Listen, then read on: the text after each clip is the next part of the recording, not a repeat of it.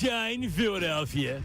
Get your coffee and hardcore sports talk with Marks and Salciunas. Good morning, everybody. Welcome to Marks and Salciunas on 97.5 The Fanatic. John Marks alongside Mr. Andrew Salciunas. Hey, Tunis. Hey, it's going to be hard hitting today, man.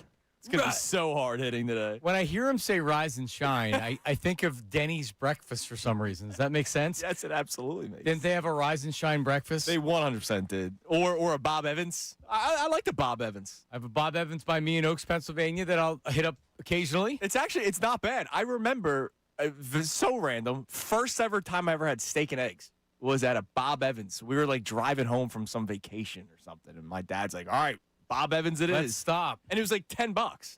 Yeah, it's not bad. So I was like, yeah, it's probably the worst cut of meat I could have possibly had, but it was good. What do you? I mean, yeah, you're not getting a fillet or a ribeye. I was also like 10, so like I didn't care.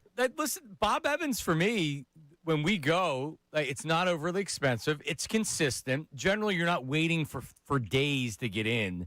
You know what I mean? Like sometimes you may have a little wait, but they go through it pretty quickly. And it's all right. I can do a Bob Evans breakfast. Bob Evans, home of America's Farm Fresh. That's their tagline. Better than Cracker Barrel.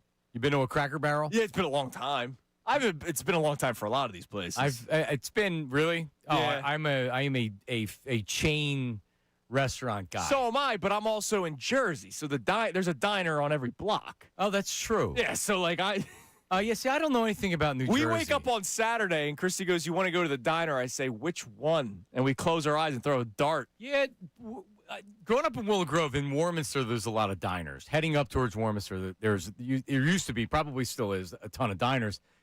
There's a couple diners by me. I think I have 10 diners within a 10-mile radius at my house. Yeah, Lancer's Diner, what's the Eagle Diner? Eagle Diner, yeah. Warminster West, I don't think is there anymore. Yeah, typically we would go out and then we would go to the diner before we went home.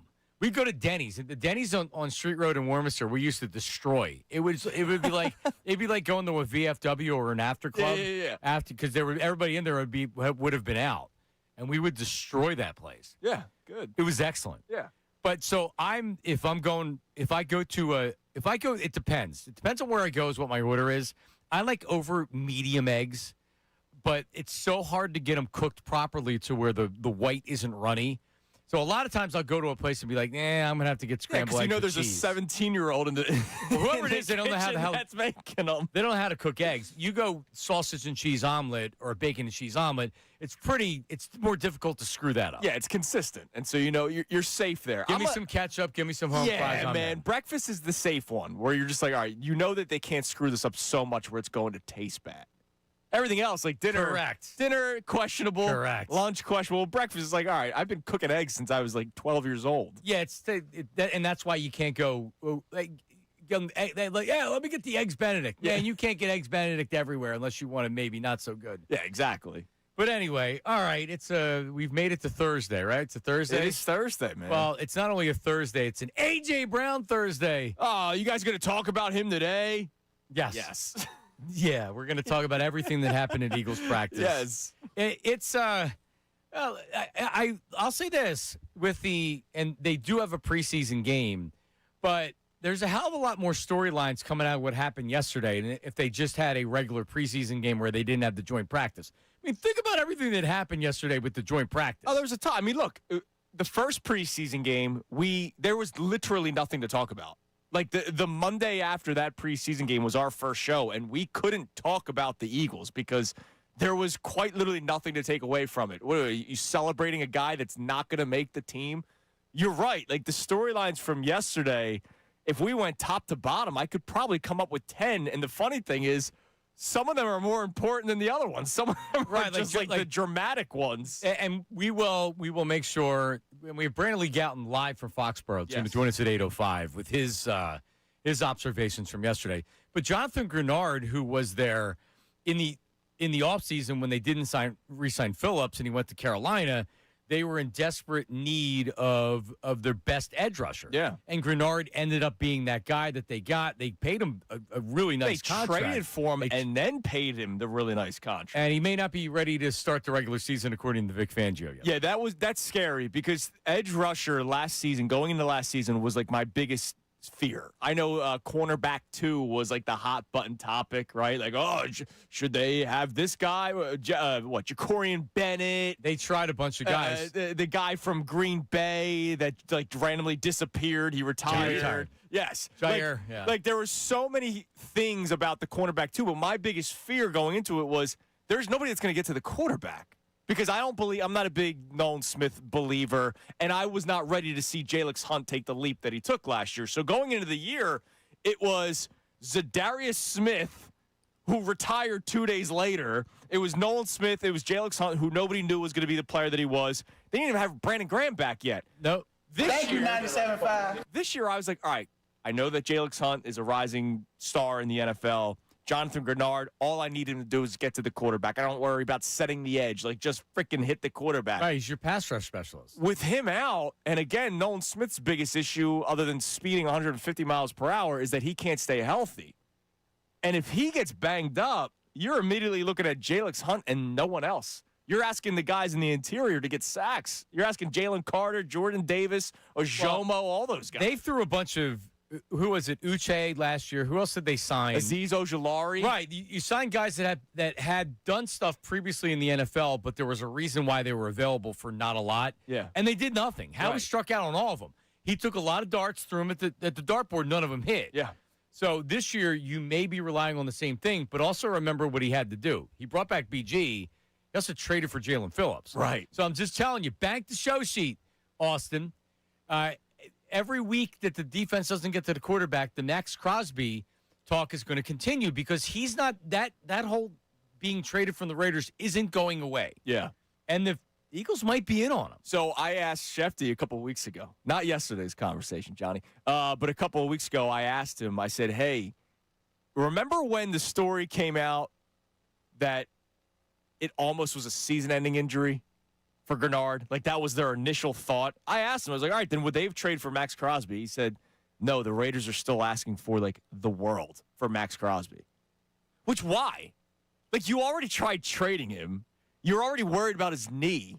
Why does it still cost, what, 2 first-round picks? They're not getting 2 first-round picks. There's no way. Well, the Ravens didn't give up 2 first-round picks. So are you talking about a first and maybe the prices went down a little bit? You're still giving up a first. Yeah.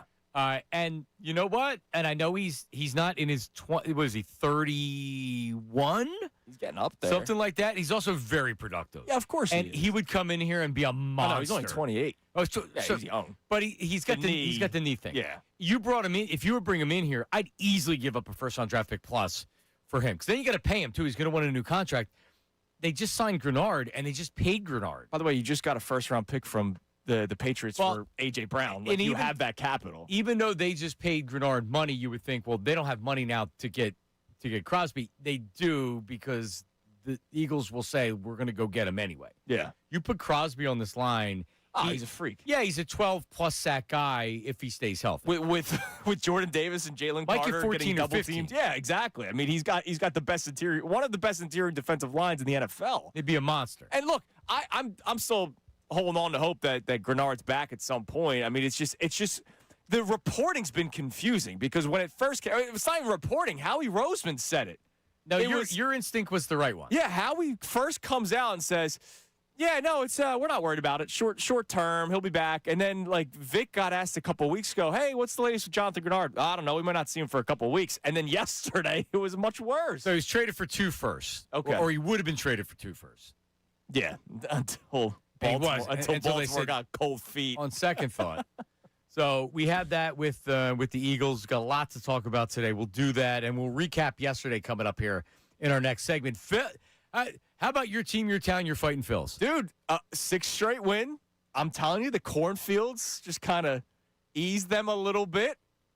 You have your Go Phils t-shirt You're on looking today. at my Phils shirt. This is from the Philly Goat Company, man. They're awesome. Yeah, I've seen that shirt many times. All the best Phils that are out there. Who's on? So it's Phil Collins, Phil Jackson, Dr. Phil, Uncle Phil, Phil Mickelson, Phil Dunphy from Modern Family, the Groundhog, Phil Puxatawny Phil Hartman. Phil Hartman. Who's this guy? I don't know who that guy is. He's an older fella. Oh, it's Phil Donahue. Oh. Sorry. Phil Donahue was like the first before the TV talk show got trashy. there was actually TV talk shows that weren't Maury, not the father. Phil Donahue didn't do a trashy TV talk show. Actually, early Sally, Jesse Raphael, and Jenny Jones, they weren't trashy either. They had to become trashy to compete with the Jerry Springers and all the other people. But Phil Donahue was a daytime talk show host that had the live studio audience like you would see in a Jerry Springer, except he wasn't doing he wasn't bringing in people that were lying so they could get a trip to New York because they were from Tennessee. Yeah.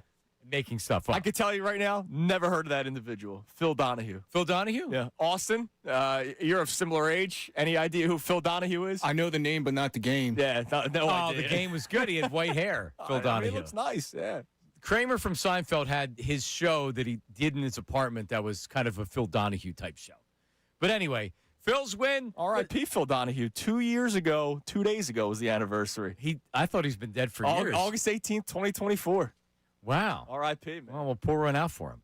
But the Phillies, listen, it's not my style to brag, but I told you a couple days ago this team's for real, and you guys didn't want to get on it. I made the positivity pledge towards the Phillies, and you guys poo-pooed it. It was both of you, too.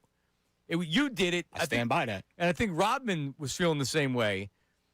No, he was with you, I think. Yeah, no, Rodman would never feel that way. But you were kind of like, look. I'm the guy that said, I've been saying this for weeks now. I could easily see this Phillies team miss the playoffs and win the World Series. It's unbelievable. They're so confusing because here they are winning 6 straight games, and the bullpen works right now, right? The bullpen's actually pitching well, so that's why they've won 6 straight games. They're not just hitting home runs. It's why they've won 6 straight games. Aaron Nola pitches like, 2019 Aaron Nola yesterday, which comes out of nowhere. Like, this team is so confusing to me because next week they could lose 5 of 7. We could hate them again. Which will probably happen. Yeah, exactly. But I pledged positivity when those things do happen, because that was part of the positivity pledge, is that when Trey Turner boots a ball, a routine play at shortstop, I'm not going to scream and yell. But I will. And people are allowed to do that. I am going to take a deep breath and say serenity now, because these things will happen before the end of the year. Yeah, and they'll probably happen in the first game of the playoffs, and I'll be even angrier because what else is new? But by the way, man, are we looking at the division now? 4.5. 4.5 games out, man. Until they lose 5 of 7, and then they're back to 8 games back. And then they're on the verge of missing the playoffs again. They're so confusing. But let me say this about Aaron Nola, because I feel like that I've been right twice with Aaron Nola. And I don't keep score at home normally with my takes. But I very much did not like when they signed him to that long-term contract. And I didn't make a big deal about it. Sure. I didn't be like, I was just like, I don't think that's a good contract. I wouldn't have done that. But Noel's not a bad guy. He was drafted by the Phillies. And that's just not my style to be toxic. Innings eater. Right. But all the canned responses of, he's going to get every fifth day, you're going to get 6 innings, blah, blah, blah. And then it blew up in the Phillies' face there for a while. Yeah. But now in the recent stretch, he's been really, really good. And when people turned on him, I put out a tweet saying that Aaron Nola is this staff's Joe Blanton last year. And people were so freaking mad. My point was, I wasn't even trying to insult him. It was, he needs to give you 5 or 6 innings and give up 3 runs. All you're asking That's my expectation. Yeah. And even Luke Arcady from who's now my buddy from Crossing Broad, he retweets it and ripped me in the retweet. And I'm like, and I DM'd him. I'm like, what exactly did I say that you have a problem with? Just because you weren't born when Joe Blanton was pitching you don't understand what I'm saying. And maybe the context was lost on a lot of people. So let me give it to you. And then Nola blows up, and I have everybody being like, oh, yeah, that's a bad contract. Hang on a second. I took receipts on you guys. I got them. But anyway, so this year, I never thought Nola was pitching as poorly as his ERA would have indicated. He had a couple of games where he really got blown up. And I know the long ball's always been his freaking issue. He's never going to be the Nola that we saw at one time. But he's pitched pretty well this year, in particular this last run of the last 2 months. Well, in the month of August, he's made 4 starts, including last night's. His ERA this month is 2.74. That's really, really good. Last 5 starts, 2.51. He's striking out. He's striking guys out. That knuckle curve is a swing and miss pitch, and he's not walking anybody. His command, when Aaron Nola, because he's always going to give up the long ball, because if guys are looking fastball or he hangs one a little bit, he doesn't have the stuff for the velocity to make mistakes. Yeah. And that's why you see a lot of home runs. If he's not walking guys, they're solo home runs. And he hasn't been walking guys. He didn't walk anybody last night. Had 8 strikeouts, I think. 8 strikeouts, no walks. And if you look at him, that's what he's been. So he's commanding those other pitches. He's commanding his fastball, too. Even if he's throwing it 91, 92, and he's topping out at that, when he struggled, his stuff was flat and there were meatballs. Right. And then he doesn't have confidence in his secondary pitches, so he has to overly rely on either the secondary pitches, like the knuckle curve, or he's got to throw the fastball when he doesn't want to. And that's a problem. Yeah.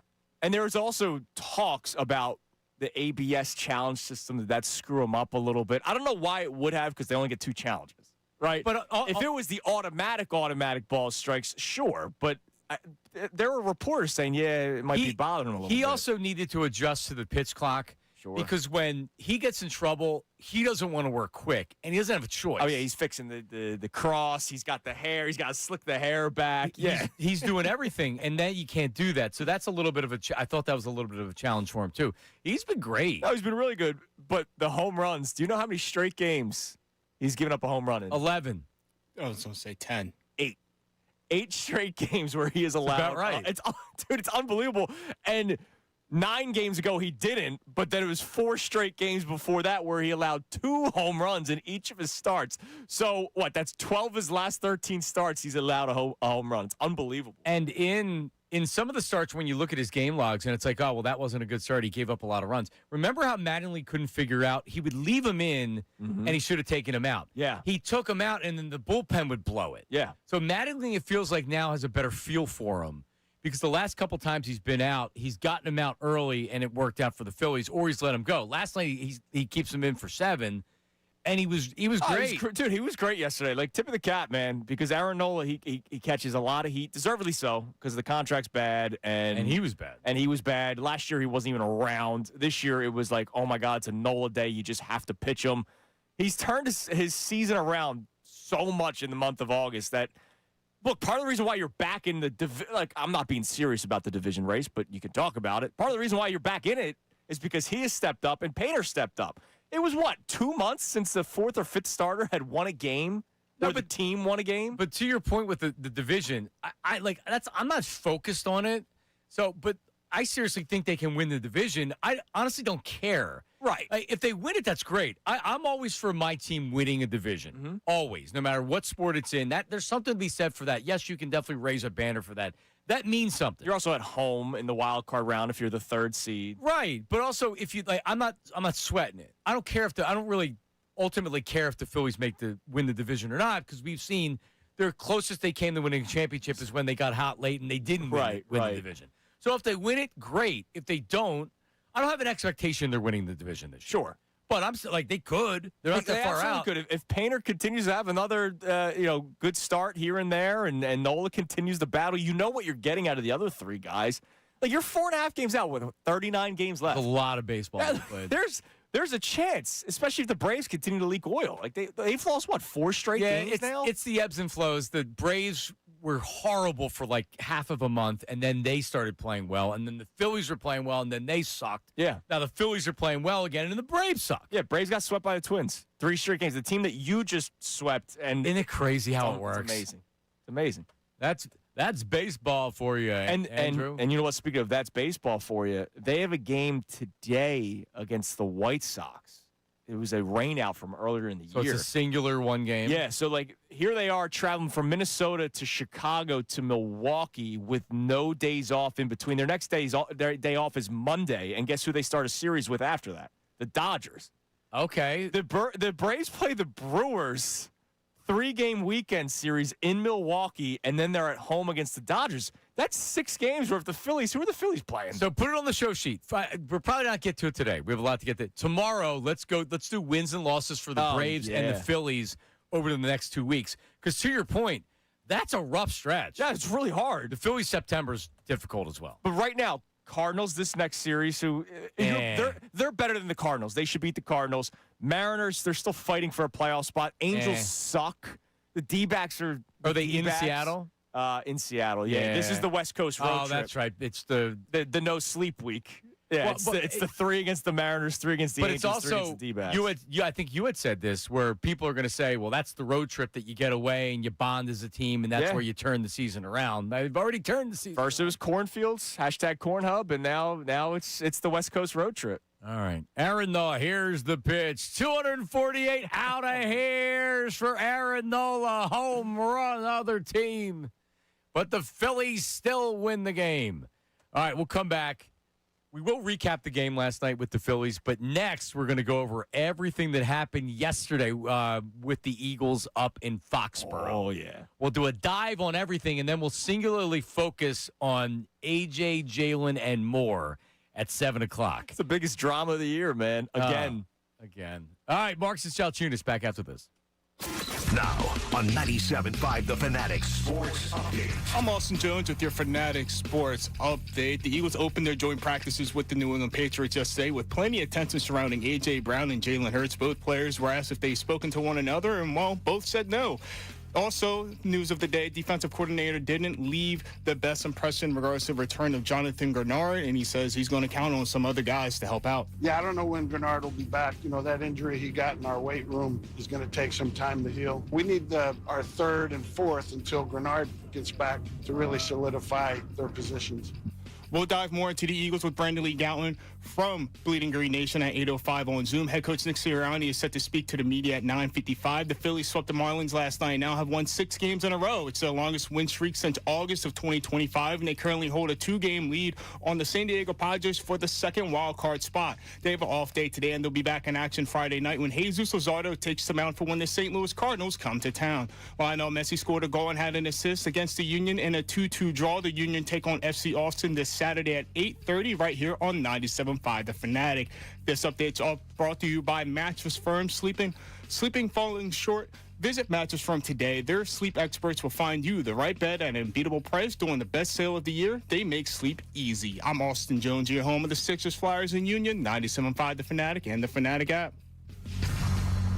Sean Brace and Ray Dunne.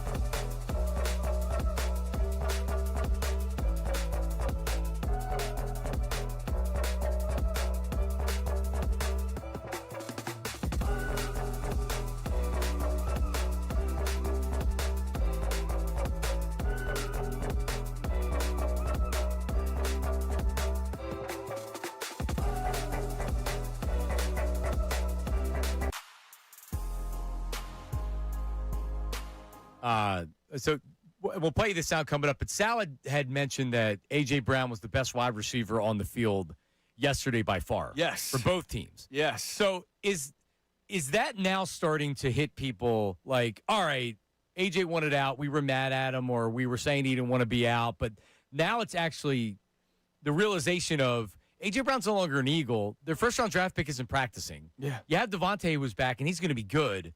But all of a sudden you go from you knew your wide receivers were really good to now there's some question marks. Well, that's why Sean Brace, kind of had his back and forth with a lot of members of Eagles Twitter, because he was saying, hey, I'm a little concerned about the wide receiver room. People got so upset and got angry. And they should be. And a lot of this has to do with A.J. Brown. And, John, I was saying, throughout this entire saga, Diana Rossini with Mike Vrabel, throughout the entire saga, I didn't want A.J. Brown traded. I would have dealt with is he happy today or is he angry today? Because it's one thing to have to deal with somebody that's trying to almost bring down the mood of the team. It's another thing to try to deal with replacing 1,000 yards. 4 straight years of 1,000 yards with the Eagles. And I believe, this is going to offend people, Jalen Hurts has good qualities. I also think that Jalen Hurts has had a really, really freaking good team around him. I'm fascinated, kind of concerned, but fascinated how this season will play out without having a go-to guy, because you knew on 3rd and 6, you knew where the ball was going every single time. It was, where's AJ? I'm going to find a way to give him the football. He was the guy that Jalen Hurts relied on to get first downs, especially when drives were stalling, and he's just gone now. And now you have you talked about the bunch of guys they signed last year to try to replace edge rusher, Azeez Ojulari, Josh Uche. What did the Eagles do this offseason? Same thing. Hollywood Brown, Dontavian Wicks, who I think is going to be pretty good. Don't sleep on Darius Cooper. If you squint, but you might think it's AJ. You might think it's T.O. But that's what the Eagles did this offseason. It was a bunch of veteran wide receivers to try to replace A.J. Brown. All right, we'll get to 97.5 The Fanatic on Twitter, and you can text message as well, but our Twitter poll is always up thanks to Dr. Avedon Appel of Iron Mountain Men's Health. Strong, man. Standing strong for 4 hours. How about that? All right, so let's get to what we missed last night. About yesterday, because this was early in the day. This was good. Your team, your town, your Philadelphia Eagles. Let's start off with Sal Paolantonio. Sal Pal is talking about, there's a lot to talk about, and at 7 o'clock, we'll unpack everything with what Jalen said and what AJ said and everything else. But what happened in the actual practice? Well, what happened was the Eagles' offense wasn't good, and Jalen Hurts wasn't good. Here's Sal Pal. As for the Philadelphia Eagles, well, Jalen Hurts did throw 3 interceptions today in these joint practices. He threw a lot of balls to running backs, to Saquon Barkley and the rest of the running back crew.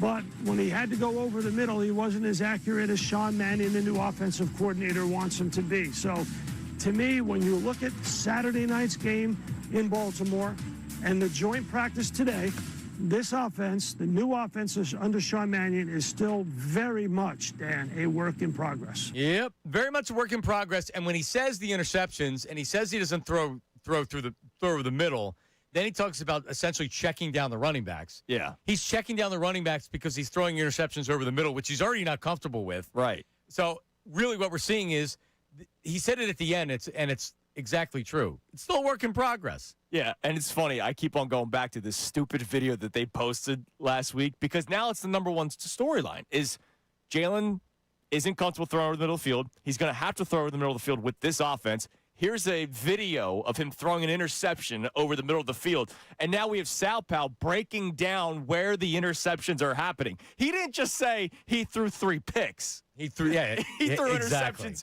over the middle of the field. And now this is a talking point. This is why yesterday I said we should just ignore the Eagles for the next 25 days, because we won't get our answers till the season starts. I'm now just going to be up at night every single night thinking about, can Jalen throw it over the freaking middle of the field? I'll do that for you, Andrew. Don't worry. Thank you. If only we could. All right, A.J. Brown. So A.J.'s going against Quinyon Mitchell.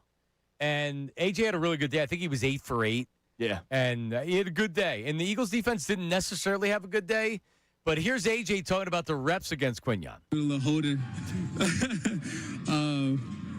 But I won, and he pulled himself back into play. I just got to finish the play. my right hand didn't get to the ball quick enough. My left hand got on the ball, and He dropped it's it, by on the me. way. Attention to detail, catching the ball high, not letting it get low. So it's those little things. So, it was never about like who I'm going against. It's the little things that, that could have been a 40-yard bomb, and now it's a long foul ball, right? And so those are the things that I'm focusing on, and just trying to get better each and every day. Nah, man, there's no trash talking. So. So no trash talking with Quinyon Mitchell. Here's Quinyon Mitchell talking about these reps against A.J. Brown. Feel like practice again against AJ, or was it a little That's more Sean Clark. amped up? Yeah, it was a little more amped up.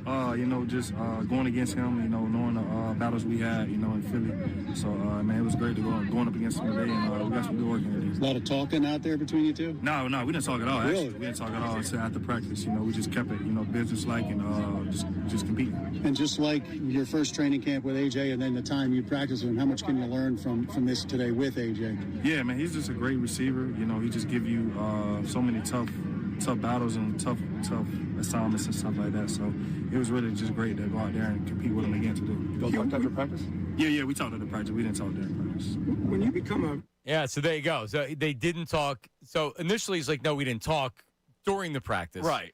But after practice, And I'm actually surprised by that there wasn't a little bit of smack talk. I mean, look, there was freaking Eagles and Patriots fans up at this practice yesterday. Like, I thought that there would be a little bit of juice between the two guys. atmosphere was great. Oh, it was awesome. I mean, the videos that you saw from a lot of the reporters, I know we'll play one later from Tim McManus, just like it was crowd pops as if they were at a real game because everybody knows the storyline. Like, even Patriots fans know it. Like, it's great. Yeah, totally. There was more juice than just your average practice. Right, Joint exactly. practice. All right, let's skip the AJ and Jalen stuff because we'll get to that coming up at 7 o'clock. Vic Fangio. So this is actually really important if you're an Eagle fan, and it will be talked about less than anything else because of what's going on with AJ. Because it's not dramatic. But Jonathan Grenard, who is being relied on, or they signed him to be their best edge rusher, and he has shown elite traits, and he's had high sack numbers before. But not only did the Eagles trade for him, and they gave up a third-round draft pick for Jonathan Grenard. Yeah, they made the trade. It was a third-round pick, and then they paid him a boatload of money. 17 a year. Third-round pick in 2026 and a third-round pick in 2027. So 2 threes. 4-year, $100 million deal, 50 of which is guaranteed, and he's only played one full season his entire career. So he's getting 25 a year. Essentially, he's got a 2-year guarantee contract. So he's got. So you're relying on him to get 10 sacks. Yes. You make that trade, and you not only make the trade, you sign him because hey, we need 10 sacks out of you. I didn't know he was so injured to where he was iffy at the beginning of the regular season. Right, and that's what, like, I get it. Howie's not going to come right out and say, yeah, we almost lost him to the season. But Howie said this was basically a nothing burger. And now all of a sudden, here we are, past the midway point of August. We're 24 days away from the regular season, and the guy hasn't practiced. Now it's a something burger. Here's Vic Fangio talking about Grenard. Yeah, I don't know when Grenard will be back. That injury he got in our weight room is going to take some time to heal. Yeah, I'm very happy with Nolan and Jalix. AK is coming along. The other guys are coming along. We need our third and fourth until Grenard gets back to really solidify their positions. Yeah. Yeah, he doesn't know when he's going to be back. It doesn't sound like he was talking about, because the season starts in how many weeks? It's 24 days. Okay. All right. Like, you're right. If he can't confidently say, even I think he'll be back, we'll see. Yeah. And Vic isn't a guy that is concerned about what he says. No, he's not a back to bite GM him. speak guy. Right. Yeah. So if he thought there was a chance he would say it, even though now you're setting an expectation that he's coming back, so you wouldn't necessarily want to do that from a GM's standpoint or even from a Nick Sirianni standpoint. Vic doesn't care. So if Vic thought he was going to be back, he could have said, like, yeah, there's a chance, or like, we'll see. He's progressing along. He was like, no, he's going to need time to recover from it. Well, Johnny, last week he said something to the extent of he's going to be back in a couple weeks. And he said, we still have a month till the season. A couple of weeks could be 2. And so he'll be back with 2 weeks left before the season.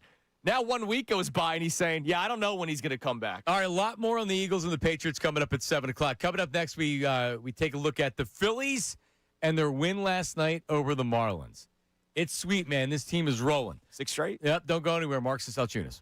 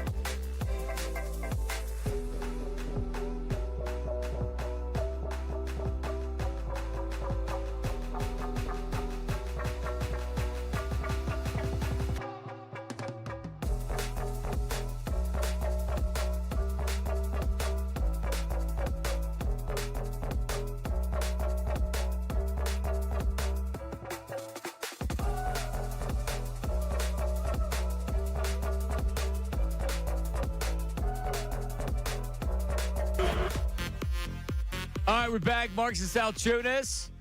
Phil's win. We'll recap it in 1 second. Before we do that, Sal Pallett said that Hurts threw 3 interceptions. And Club Hurts president Brendan Petrilli texts us. And he sends a video of one of the interceptions, which is a stone drop. Oh, okay. By Wicks. And it goes right into the arms of the hands of a Patriot player. So delete this last segment from the podcast later on. So noted Petrilli, but that means an honest question, what were the other 2 interceptions? Right, because he still threw 2 others. But maybe they weren't bad, and because I guess the point of it is 3 interceptions doesn't mean that they're all on Jalen, and if guys are dropping balls, like that's context of Sal should have said it, because we're going to talk to BLG coming up at 8:05. He's live in Foxborough. Bradley Gouton, Bleeding Green Nation. And, like, what were the other interceptions? Like, overall, did he look poor? Because the report that I got was that the Eagles' offense wasn't good. Jalen Hurts wasn't good. And, like Salad said, he was checking down a lot to the running backs. That ain't good. That's not why you have joint practice to check down. Anybody can do that. Right. Our man, the Fit Dad, chimes in on the YouTube chat. Yes. And he says, this isn't the old offense. They're literally putting him in a position he hasn't been in before. It'll take a minute to adjust, especially without Devontae Smith and Mekhi Lemon. And by the way, the Lemon story is that's another concerning story. I don't know when Mekhi Lemon's going to be available. He's supposed to learn the freaking playbook. This might be one of these years where you don't see a lot, especially early. Yeah, because the hamstring, because he's a shifty player, that's a concern. But to your point, Fit Dad, like, it might take a couple weeks for them to really click offensively. Thank God they have this defense. Right. Thank God the defense is one of the best defenses in the league. So through 4 weeks, you could still be 2-2, 3-1, despite the offense not being great. But then what happens? Because we were saying the exact same thing last year. Yeah. Right? Like, Patullo's got like 4 weeks to figure it out. Then it'll start clicking. I was saying that. And then it'll start clicking. And then it'll start clicking, right? It's going to start clicking soon, right? I think it never clicked. I don't know if it's unrealistic, but I think we all have to realize there could be a learning curve, and there might be some struggles early in the regular season. You may not have an offense. In fact, you're probably not going to have a great offense early. Yeah. Unless they're running the football, and it's a fine line, as Dave Dombrowski once said. Fine line. Between running your offense, but also making sure you're doing enough offensively to win the game. Yeah. So you're not going to go out there out of spite to say, no, we're going to keep doing this because we need to learn. That was the Chargers game last year where we were talking about how you have to completely change the offense. So they said, you know what? Fine. We heard you. We'll change the offense. And then there was 5 interceptions thrown in that game, and then they completely ripped that sheet up. Agreed. All right, Phil's win last night. Don't look now. They're only 4.5 behind the Braves. Here we go. I love this song. Oh, it's great. It brings back fond memories and also sadness. Do you have it on your playlist? No, I don't have a playlist. What do you mean you don't have a playlist? I go on YouTube to listen to music. You don't have Amazon Music? No. You have Amazon? Yes, my wife Okay, does. so then I think it's a little bit extra. Yeah. No, I'm so bad, dude. Yeah, get used to it. Technology, not my fault. I heard he still uses Pandora. I don't think I ever used Pandora. That was free, so I'm surprised. The last time I used something was LimeWire. I have LimeWire. Brother, That was the last time brother, it's 2026. No, I mean, come on, man. You can even you can't use my password. He's But burning CDs in the bag. I listen to the radio, man. I'm pro FM. I'm not all telling right? you I don't listen to the radio, but I have playlists for free. I have a Yacht Rock playlist on my. Seriously, I have everything. I have a workout playlist. Bill Withers right here. Oh, I love Bill Withers. Yeah. A lovely day. I have so many songs on here. I also don't listen to music when I exercise. I'm a lunatic. Listen, everybody's different. But anyway, so Phil's win last night. They're not dancing on their own. But Stubby gets the party started in the second inning of the game. Listen. Little spinner out towards shortstop. This may be a tough play. What a play by Lopez. Not in time. A run scores. An infield hit, and the Phillies lead it 1-0. Been a lot of non-hard hit balls in this series. Yeah, and look, contact, put the ball in play, anything can happen. I'm just glad that Stubbs finally got a hit. It's been some time. Dude, the backup catcher in this city has been so bad just for years because they tried Marchand this year, and he was a mess too. Yeah, he was batting like 91. I know he's hurt. He's hurt now, but yeah, to your point. What's Chris Coast doing these days? Yeah, exactly. That was Stubbs' first hit since July 6th. Yeah, well, Marshy started off with a single. So Arise is playing well again. So he gets a single. Marsh gets a single. And then you get Crawford on an infield single. And then Stubbs gets another infield single. But they get the one run, which leads us to Arise I mentioned before, Andrew. Yes. Well, listen, people are complaining, why are you putting this guy in cleanup? Maybe he does have a little bit of power. Listen. That ball's drilled deep to right field. Ruiz is back. It is gone. 2-run home run Arise. It's his 6th of the year, and the Phillies are on top 3-0. Listen, don't get the tape measure out because you're probably not going to see a lot of them. But you know what happened before that? Bryce Harper walked. Yeah. And look, his on-base percentage continues to stay above 500. He had a hit and a walk last night, so in 4 plate appearances, he was on base twice. It's unbelievable. And Arise made him play. Yeah. Up 3-0. But the story last night really was Aaron Nola. So he was in one of these jams, and I'm watching the game, and it's the 6th inning, and I'm like, oh, Jesus. Like, here we go. Yep. Aaron Nola, 3rd time around. What are you doing? You got to get him out of there. But his stuff was good last night. So he gives up the home run, and then there's a single. And then there's another single. And he has 1 out, and runners are on 1st and 2nd. He gets Conine swinging, and then he gets another strikeout to end the inning. Listen. 1-2. Swing and a miss. He got him. And he gets out of the jam here in the 6th inning. 1 run on the home run by Sanoha, but 2 runners left on base. The opposition now 1 for their last 13. You can cut it. You can cut it. But it was awesome because he got the standing ovation walking off the field, which I love this city because he deserved it. Yeah, like Aaron Nola could have an ERA of 15, and we can all hate him and say that Dave Dombrowski's an idiot.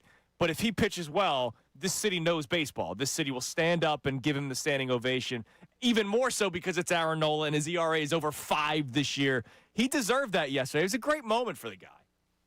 Yeah, You boo the contract and his results. You also realize he never opens his mouth. He doesn't complain. He doesn't blame anybody. Right. He knows he sucked. Yeah. More than anybody, and it was probably killing him.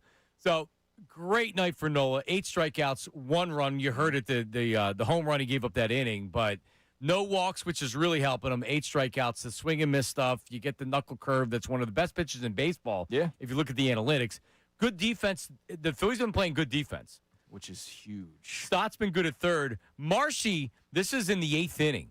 You know, like you're worried about the bullpen. They're up 4-1, and you're like, you know what, man? Bolin comes in, infield single. It's like, man.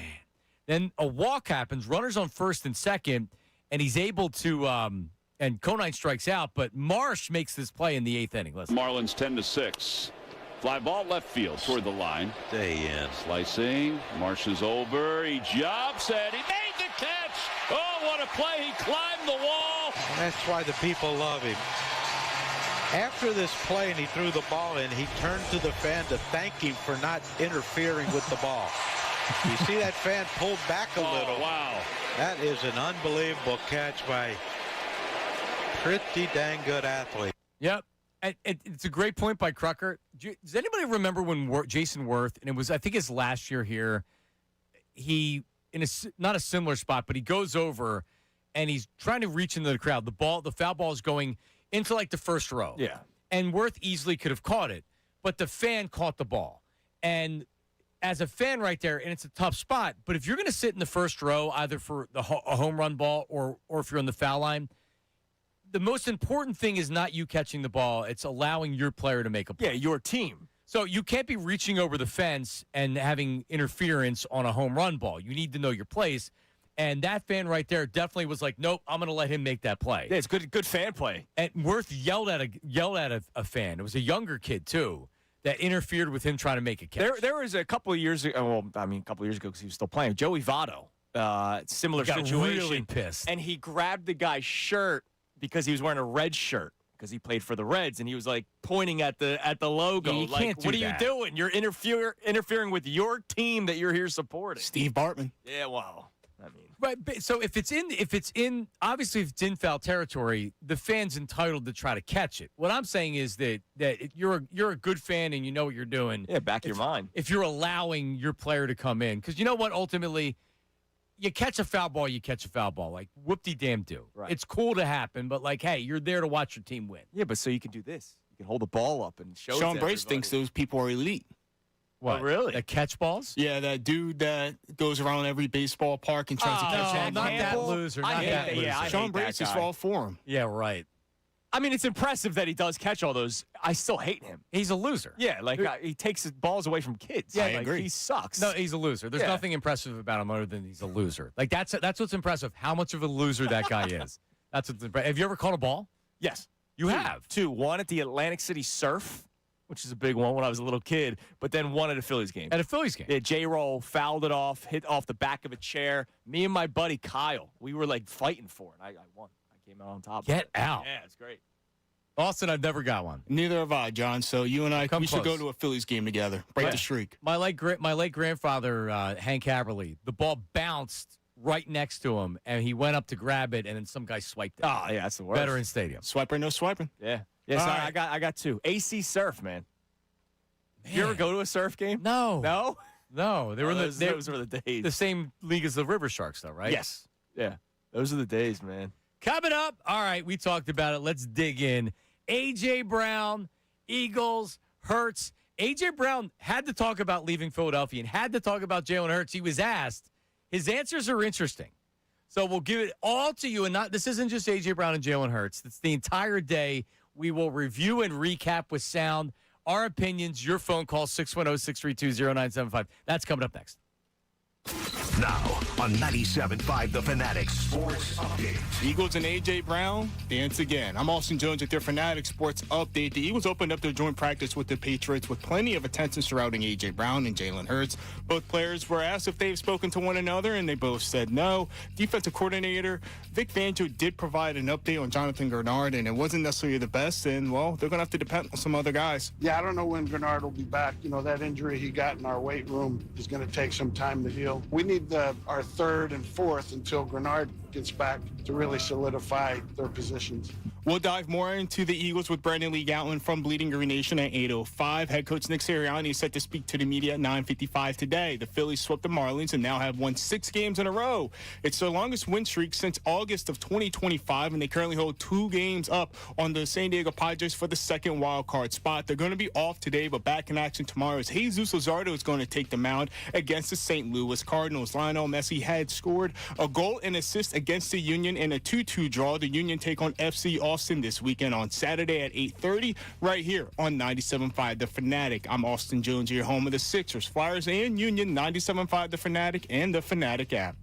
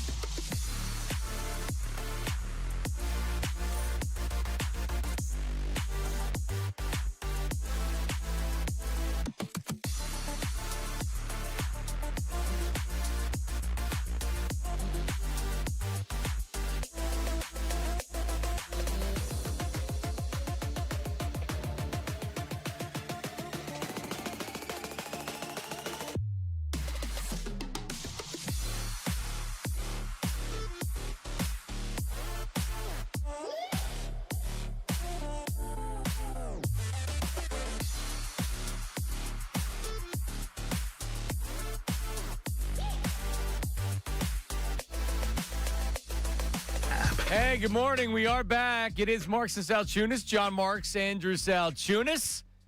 We have Austin Jones producing with updates, and Sammy Schneer. Doesn't it sound like we need to give him a mafia nickname? Yeah, I know Joey Merlino was on the midday show this week. Yeah, we could ask him, see what he thinks. Hey, Sammy Schneer. Sam's doing a great job back there. And, awesome work. And the worm, Sean Rodman, is on YouTube today. So he's in the house as well. The whole crew is here. But the whole crew was up in Foxborough yesterday as Eagles fans. So can we start with the Eagles fans? Tim McManus posted this yesterday. Oh, it's awesome. So you would, and I'll give Patriots fans, like, there was an atmosphere yesterday that was really unique to something that typically probably wouldn't happen during a joint practice. Yeah, like, do you think there was like 17 fights, but do you think the Cowboys-Saints joint practice had the same leading up to energy like this one had? Absolutely not. No. Other than it was just a joint practice and fans like to see it, this is how it sounded yesterday. I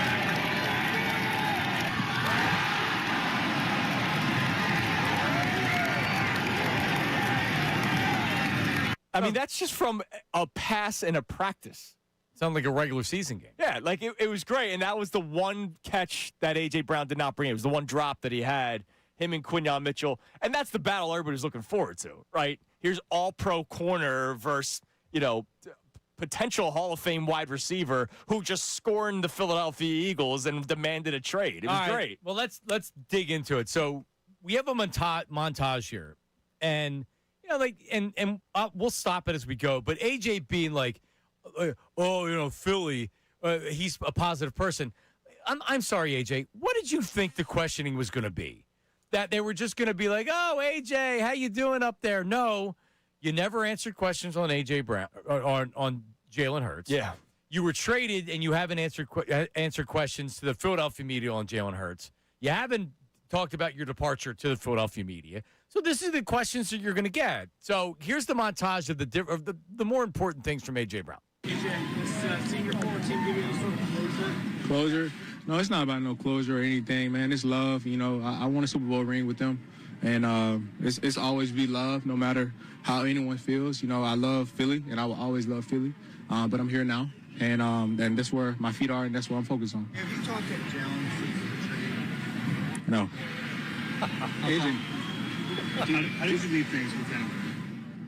Philly, man, y'all tough, man. All right, so stop it. So he says, "Did you talk to Jalen?" And he goes, "No." Like, I'm not even going to continue. And then they follow up and he goes, "Philly," and like, Philly, you're telling me that wouldn't be the question for every reporter that covers the NFL? Yeah, regarding this. It was the biggest all-season story in football. Yeah, that doesn't even have to be a local Philadelphia reporter asking that question. That could have been a Garofalo or the Rappaport, any of the national guys that were there. They could have asked that exact same question. They're going to follow up on when you say no. Go ahead, Ed. Man, it's love. Listen. I honestly, guys, none of that stuff even matters. Yeah, I think you all should want to report something positive. Asking the question is going to turn negative. So let's not get into that. Let's keep everything positive. It's love my way. And just move forward. All right, let's stop it. Well, you could answer the question to where you could downplay it and say, Jalen, I haven't gotten the chance to catch up with Jalen. I know we're going to talk soon, but we accomplished a lot together in Philadelphia. We were to 2 Super Bowls. We won a Super Bowl. I'm so grateful for my time with him. My great memories. Right, and you know why he didn't say that? Because he doesn't want to. Because he is a diva. because he doesn't like Jalen. Because he doesn't like Jalen. He could very easily play the game and answer the question to where then it's not negative. And so instead he says, "Oh, Philly, you're turning that." No, yeah, of course it's not turned into a negative. We're looking for what your answer is going to be. You haven't spoken to him since you were traded, which is very interesting. And now you're trying to downplay the fact that you haven't spoken to him. Continue. Go ahead. You guys had a lot of positive. Hi. Good to see you. Am I in a better place mentally? I want to say I'm in a better place. I wasn't in a bad place in Philly. So I leave it at that. You and Jalen had a lot of positive moments of success together. Absolutely. Do you plan on catching up with him this week and seeing and talking to him? I'm sure if we run across, our paths run across, yeah, sure, yeah. I understand and respect that you want to keep things moving forward, Okay. keep things positive. Okay, keep it positive. A lot of Eagles fans were disappointed about the way things ended, the way the 49ers game went. What is your message to Eagles fans? What is my message to the Eagles fans? I love you, and I'm not looking in the past. It's a game. That game, no, I didn't play my best, but I'm not going backwards. It doesn't exist, and that's the last question I'm gonna answer about the past. So, I love how he says it doesn't exist. Meanwhile, there is actual footage of you potentially giving up on a route in a playoff game in which you lost by a drive. So I'm glad that it's in the past for you. It's not in the past for us. Now, do I think if they beat the Niners, they're winning the Super Bowl? Absolutely not. The offense sucked. Like, that offense was dead. But they could have won it. They could have won that playoff game. And if they win that playoff game, then you move on. And we got another week to party in Philadelphia. I don't understand. I get it. He wants to be done with it, right? But, dude, you know that there's going to be Eagles media at joint practice, and you know that you are the reason why you're playing for the New England Patriots. He's the reason. The Eagles didn't say, we're tired of this, we're trading you. It's, no, I'm tired of this, trade me. Yep. It's a story. Well, no, he forced his way out of Philadelphia. Yeah. If he wanted to be an Eagle, he could be an Eagle. I wasn't in a bad place in Philadelphia. Clearly you were. You were demanding a trade in week 4. Well, I think he answers the question like mentally he was okay. Like his mental health is the same now as it was then. Like, who knows? He wanted to be traded. Everybody knows he wanted to be traded. Everybody knows that him and Jalen weren't getting along, whether that's a personal thing or play on the field or that this is an AJ problem and not an everybody else problem. But when he says that, well, I'm sure if our paths cross. So, in other words, if you see him and you don't have any other choice, you may say hi to him. So it is personal. Like, it's personal. Like, he hates him. He does not like Jalen Hurts. I don't know. I don't know what everybody's religious backgrounds are, but, like, I talk to my godfather still. You know what I mean? Like, and my dad still speaks to the godfather of his child. Do you know what the easiest thing to do would have been? To go over a brief hug. Yeah. Put the, couple seconds and then move on. And that's it. Yeah. But the fact that he didn't want to do that, it just shows you he's not doing it. He doesn't want to. The one thing AJ will do is he's not talking poorly about him. He's never said anything really poorly about Hurts, which is smart. But he's also not. He's not playing the game to where he very, very easily could have squashed the entire thing by just saying, yeah, we're fine. Yeah. Everything's great. If anything, this just brings back up what Brandon Graham said a couple years ago, right? Where he talked about how 1-11 aren't getting along, and that was the year they won the Super Bowl. Thank God they won, because then last year sucked, but at least they won the Super Bowl the year before.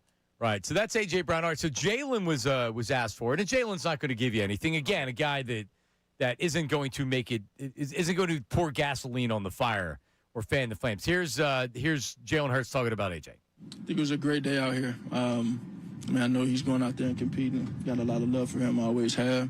It seems like it was competitive practice.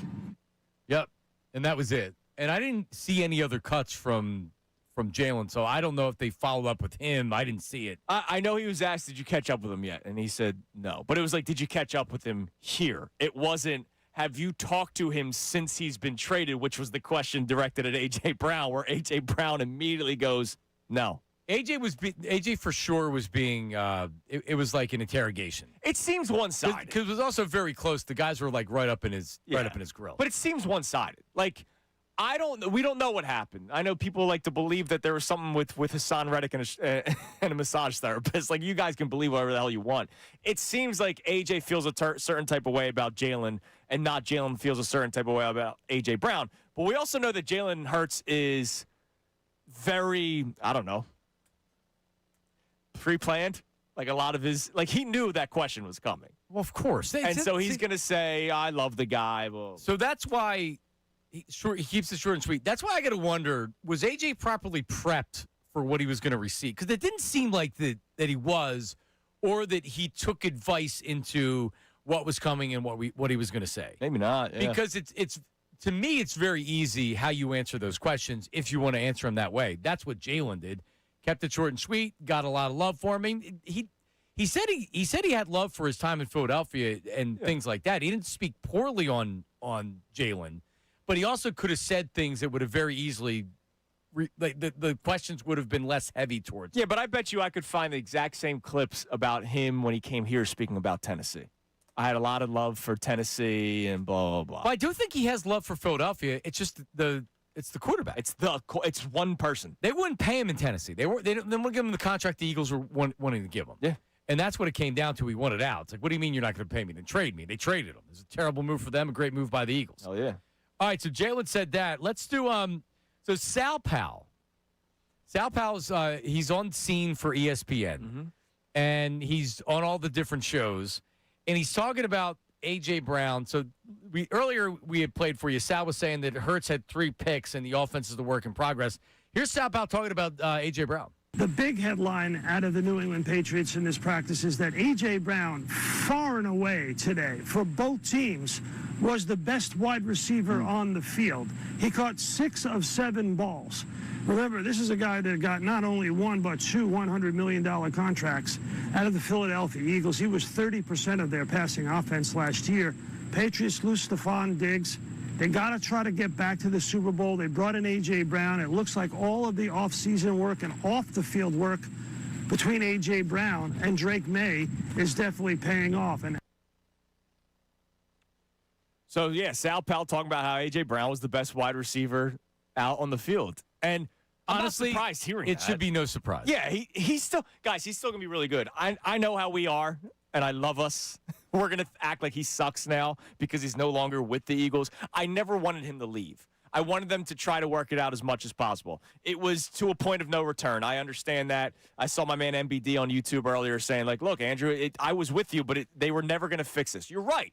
They were never going to fix it. Right. It's why he had to be traded. Correct. But I'm not going to be the guy that goes, now that he's not here anymore, he sucks. I'm not going to be the guy that says, now that he's not here anymore, I'm not going to pay attention, which is something we talked about earlier this week. I'm going to watch every single week what A.J. Brown does for the New England Patriots because I know that the Eagles lost a 1,000-yard receiver. Right. Because of beef. He's going to have a big year. Both can be true. It was time for him to leave, and he's going to upgrade the Patriots wide receiving room, as we like to say, immensely. They needed him. They did. They went to the Super Bowl last year with Stephon Diggs and Mac Hollins. Man, Stephon Diggs was fine. He got 1,000 yards, but A.J. Brown's a different wide receiver. So, it was time for A.J. Brown to move on. I'm not surprised in the slightest that he was the best wide receiver out there yesterday. Now, potentially it's a problem with the Eagles, which we'll talk about. Because, I am concerned about Mekhi Lemon not being healthy and not practicing and having a hamstring issue and being a rookie and maybe not coming along quick enough. And you're relying on Wicks to be really almost like a 1,000-yard type receiver. I don't know if he can be that guy. He's the guy that dropped the pass over the middle that was intercepted. Right. You're relying on Dontavian Wicks' potential. And that's concerning, right? Like, I get it. I look at him and I go, all right, I like some of the things that I've seen. I've hated the Green Bay wide receiver room. Where did he come from? Green Bay. Green Bay, yeah. They have a bunch of guys on that team. They don't have a stud number one. Now, the good thing is, A.J. Brown be damned, you still have a stud here. Like, Devontae Smith is a stud wide receiver. It's just Devontae was also an elite number 2. Is Dontavian Wicks an elite number 2? You have no reason to believe he's going. Right, exactly. And Mekhi Lemon's not played. Hollywood Brown's Hollywood Brown. Elijah Moore, if he makes the team, is who he is. Like, they don't have a guy. If Devontae Smith is getting locked up at times, which he will, he's going to go up against the number 1 corner. And sometimes he'll win, sometimes he'll lose. You're going to need the other guys to step up. And right now, the reports on Stowers haven't been great coming out of training camp. Mekhi Lemon's not on the field. Dontavian Wicks, as you mentioned, drops the ball that tags Hurts as one of the interceptions. And everybody else is just journeyman at this point. So here's my question, and this is a good time to get in the show, whether it's the Davis Honda text line using the voice memos, the Davis Honda text line. Just leave your name and location so we can identify you. And the phone number, 610-632-0975. It works for all three. I don't know if you're aware of that. Andrew. Same number, man. 610-632-0975. Phone line, Davis Honda text line. Send the voice memos. So does this make you are people now going to turn on A.J. Brown if they already haven't? Does he become public enemy number 1 in Philadelphia? I still feel like most fans support A.J. over Jalen. Yeah, no, he should be public enemy number 1. Like, there's no hesitation because he wanted out. He left here. And, oh, by the way, it wasn't he wanted out after the San Francisco 49ers game. He wanted out in the season.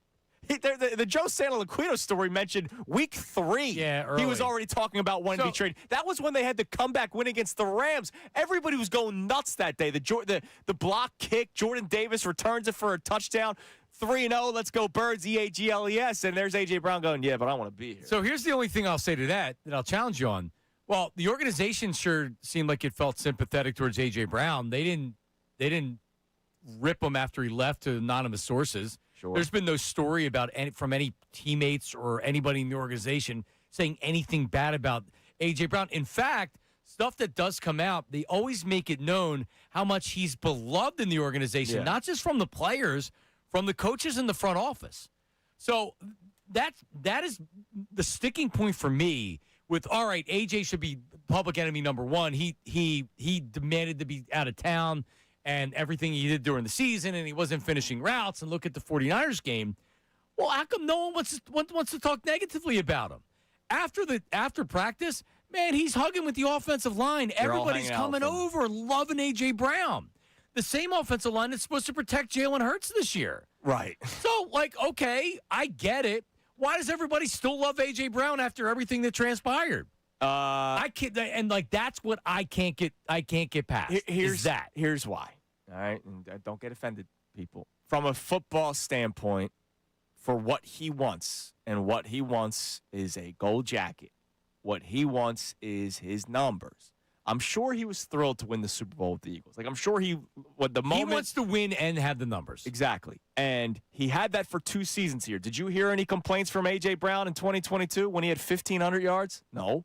Did you hear any complaints from A.J. Brown 2023 despite them having a historic collapse? Did you hear him complaining? No. Why? He had 1,400 yards. Then it dropped.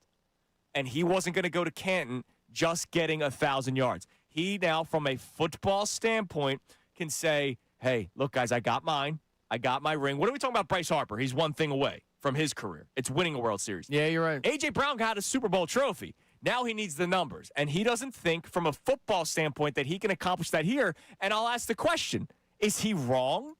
Because he's not. Because this is a run-heavy offense. You have 2 stud wide receivers. Nobody's saying that Devontae Smith needs to get more or less, right? He's just more quiet because A.J. Brown was sort of more outspoken. Oh, no. I mean, that offense knows what Jalen Hurts was last year and the year before. Yeah. Devontae Smith catches the touchdown, and he comes back to the bench, and he's just throw me the damn ball. Throw me the effing ball. And a lot of people said, oh, he's talking to about Patullo. No, he's not.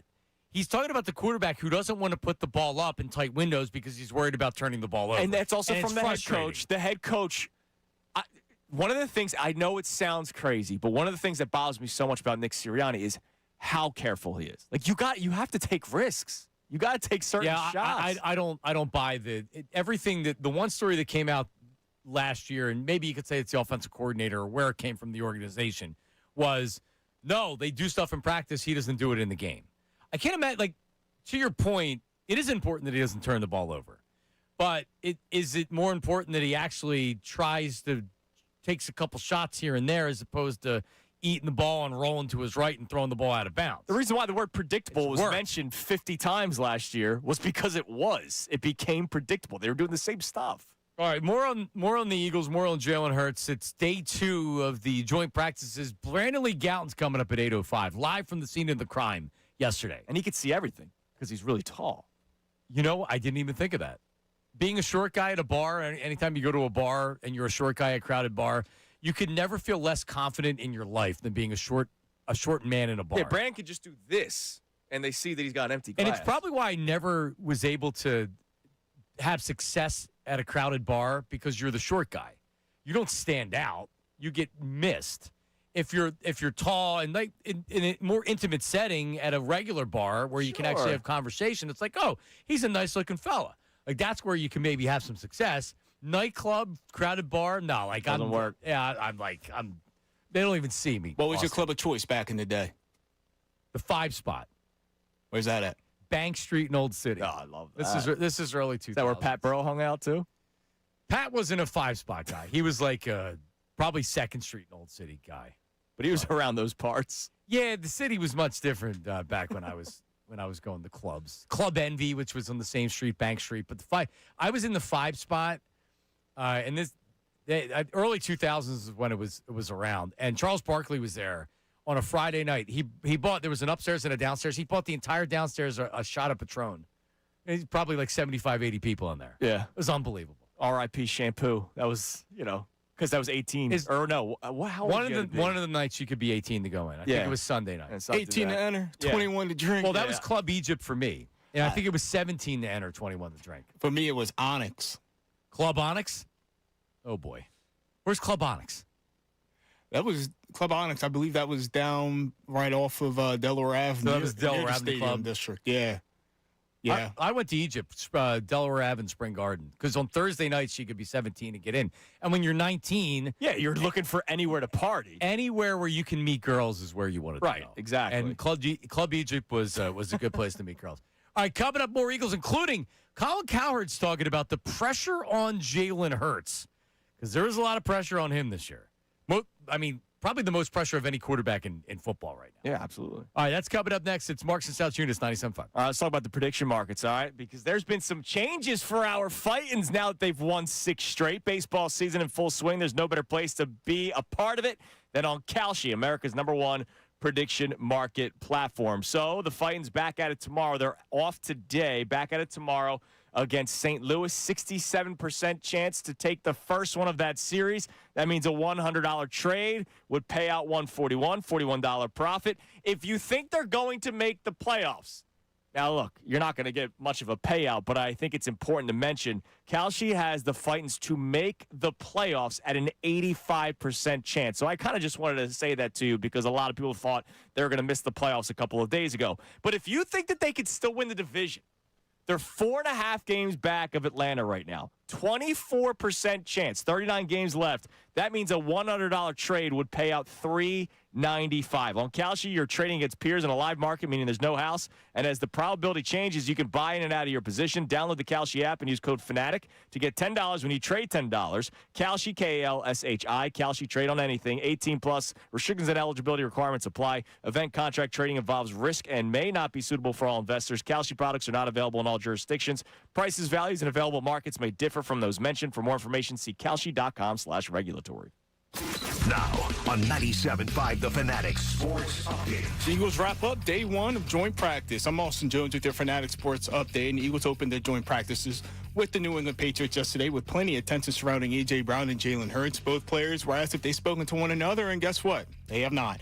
Defensive coordinator Vic Fangio did give an update on Jonathan Grenard, and he said, well, they're necessarily going to have to depend on other guys. Yeah, I don't know when Grenard will be back. That injury he got in our weight room is going to take some time to heal. We need our third and fourth until Grenard gets back to really solidify their positions. We'll dive more into the Eagles with Brandon Lee Gowton from Bleeding Green Nation at 8:05. Head coach Nick Sirianni is set to speak to the media at 9:55. The Phillies swept the Marlins last night and now have won 6 games in a row. It's their longest win streak since August of 2025. They currently hold a 2-game lead on the San Diego Padres for the second wildcard spot. They're off today. They'll be back in action tomorrow night with Jesus Luzardo on the mound for when the St. Louis Cardinals come to town. And Lionel Messi scored a goal against the Union and also had an assist in the 2-2 draw. The Union are set to take on FC Austin this Saturday at 8:30 right here on 97.5 The Fanatic. This update is also brought to you by Verizon Business. Verizon Business experts love small businesses so they can come directly to you on your schedule with real expertise tailored to your needs. Make an appointment with Verizon Business expert. Go to Verizon.com/book today. I'm Austin Jones at the home of the Sixers, Flyers, and Union, 97.5 The Fanatic.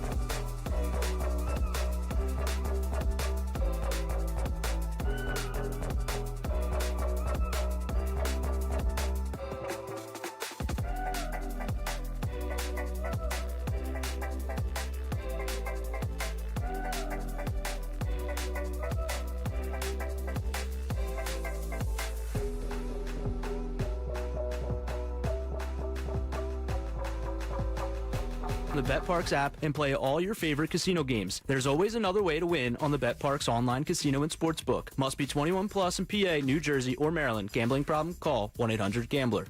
All right, we're back. It is Marks and Salciunas, BLG, Brantley Gouton, 8 o'clock, 8:05-ish, 8 o'clock, whatever. Live from Foxborough, joint practice day 2. We'll get his impressions of what he saw on day 1. By the way, Dawood, our one of our great listeners on the YouTube chat, he was the one that said this is a must-win week.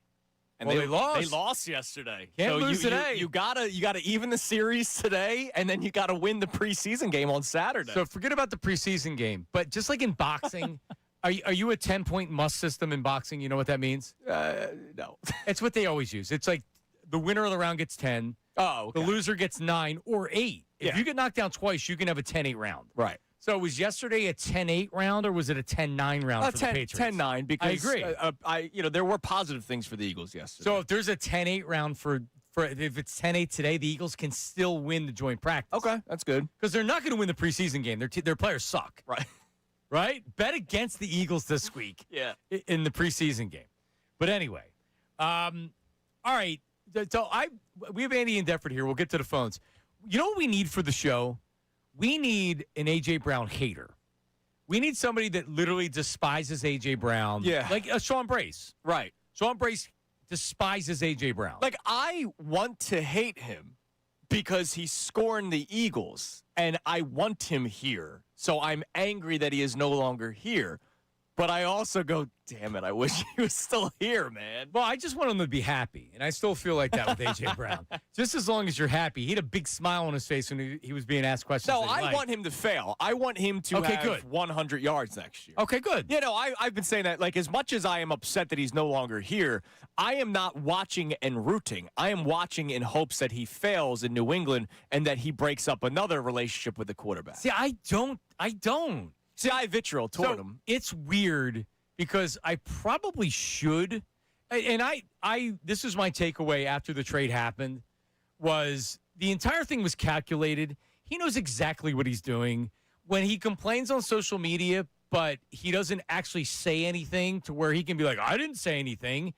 He's as deliberate as anybody I've seen come through this city as an athlete. Yes. He really, really is. He makes his point. He toggles between social medias, but he doesn't actually say anything. He's just posting Bible verses or whatever he was doing. Right. Using me without using me. And who says that? I know. And then you have the fans that are like, he's just messing with you. He's trolling you losers in the media. Bro, when all this started and it got weirder and weirder and there was more and more reporting, even though a lot of people wanted to believe it wasn't true, I finally had the moment, and I was still with John and Connor at the time, of, you know, the whole book thing on the sideline is weird, right?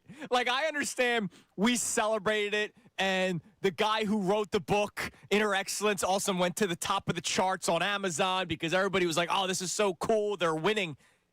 What if they didn't win?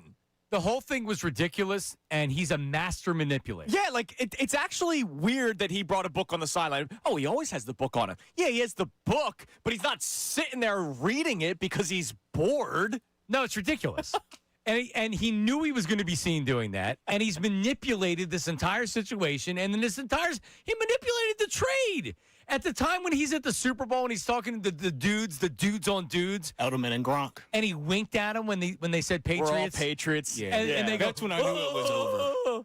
That's when I knew he was gone. That's when I knew it was over. Because why else are you going to wink into the camera that with your boys? I knew it was over when Parsons interviewed him. And what did he say with Parsons?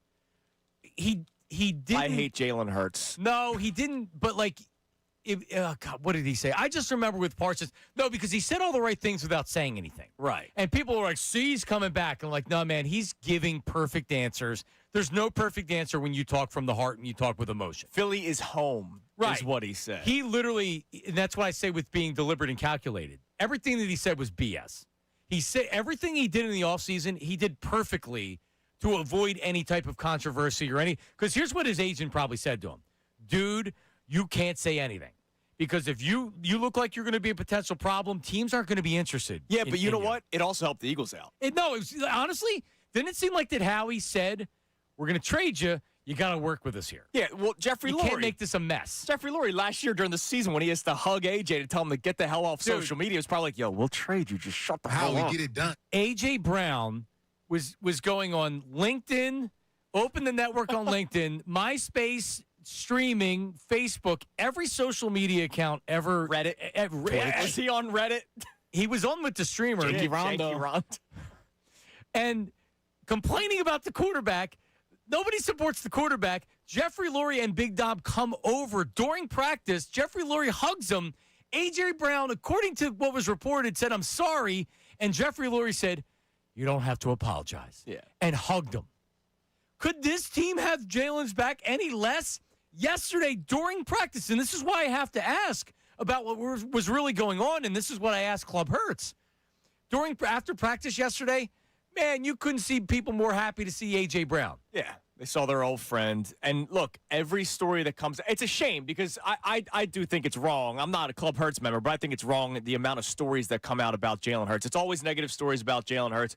And for the first time, if you remember, Joe Santoliquito a couple weeks ago or like a couple months ago now, he wrote a story about how Jalen's camp for the first time is really starting to express frustration with how the Eagles have handled things. I don't know who that's coming from. I would imagine it's coming from Jalen Hurts, but they're expressing their frustrations with how the Eagles haven't had his back over the years. Yep.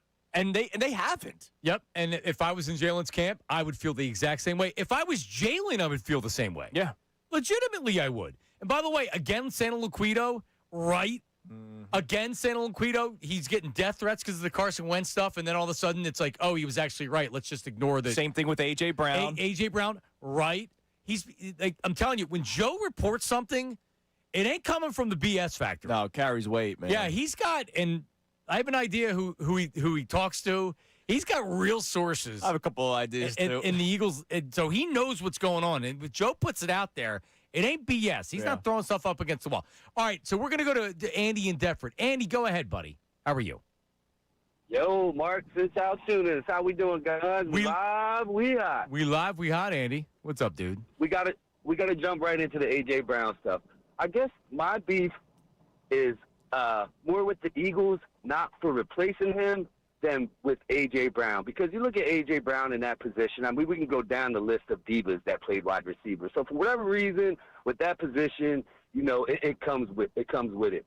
But I guess my beef is with the Eagles because we went from having probably one of the perennial best wide receiver cores in the NFL to probably the worst wide receiver core in the NFL. I mean, it's not the worst. We didn't adequately replace him. Like, you had Washington just got Stephon Diggs for the low. The Colts just got Keenan Allen for the low. Yeah. Those two guys are better than anybody we have not named Devontae Smith on our roster. So it's like Wicks is like a cute little, you know, project from the Packers. But what was he, the third or fourth wide receiver? Good size, good speed, always had drops. I mean, Mekhi Lemon can't even get on the field, and he's undersized. Hollywood Brown, I haven't heard anything from him. Elijah Moore and Darius Cooper, those are the guys that are making noise in camp. It's like, we're going to line up against the Seahawks with Darius Cooper and Devontae Smith. It's like, that's my bigger beef. Hey, don't forget about Johnny Wilson, man. Oh, yeah. Oh, John, the blocking wide receiver. Like, I just don't see how the Eagles could have overlooked that position. I think it's a little bit of their kind of smug cockiness. So like, let me jump in. Let me jump in. I'll let you continue. I honestly, if Lemon doesn't drop and they don't take a wide receiver in round one, they probably do sign Keenan Allen, which may make them better for this year.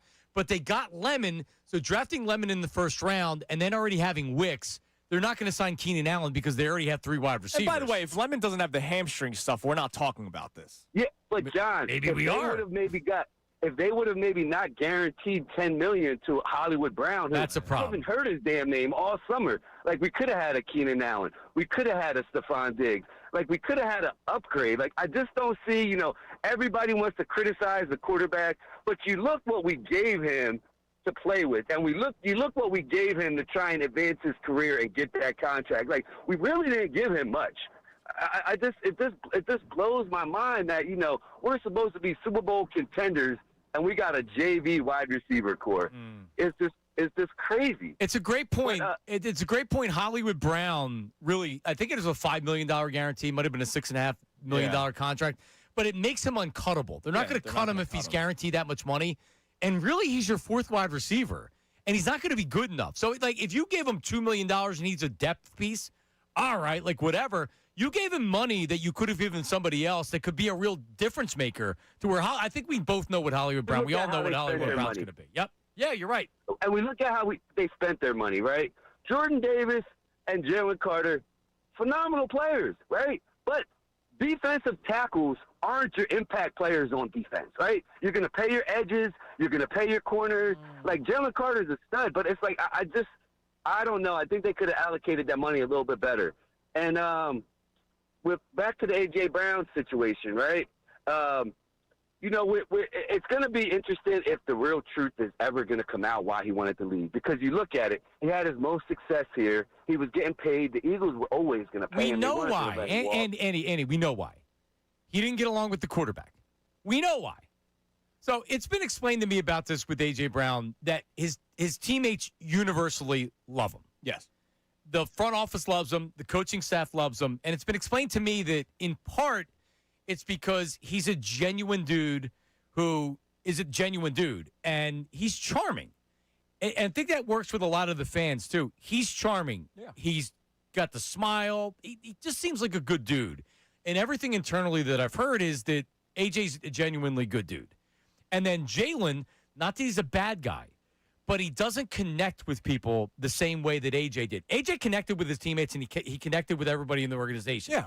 Jalen is a different guy. Jalen's not a warm, bubbly guy. No, BG and Big Dom had to go to his house. Remember, that was a story from Jay Glazer a couple years ago. They had to go to his house just to be like, yo, dude, you got to lighten up a little bit. This has been more than just once. This has been a trend, and then Jalen will work hard on that. Like everything this year, and a lot of it I think is propaganda. Jay Glazer comes out and says, oh, everybody's raving about Jalen. He got a text from Howie. But Jalen realizes, hey, I do have to be better about that kind of stuff. Yeah. Because Jalen's personality is his personality. That's who he's going to be. He's a loner. He's not the rah-rah guy. He's not the friendly guy. He's not making jokes. He takes himself very seriously. He's also a Super Bowl champion in doing that. Yeah. So it takes a special coach and a special organization to have to remind him about that stuff from time to time. Because I think ultimately Jalen wants to be that guy. Yeah, for sure. It's just not him. And in the moment of a season, he's so friggin' serious and focused on it that maybe he doesn't realize it rubs guys the wrong way. Yeah. Especially when things are going poorly on the field and you're looking towards your leadership, and there he is sitting like this on the bench. And he's a robot. Because he's probably trying to figure out in his head, all right, what am I doing wrong? And look, that's fine. Like, I'm glad that Jalen Hurts is constantly thinking. That is a good thing. But there are times where you need to just be able to chop it up with your teammates, and he clearly does not do that at times. All right, BLG, Brandon Lee Gowton's coming up live from Foxborough, the Joint Practice Day 2. That's coming up about 8 o'clock.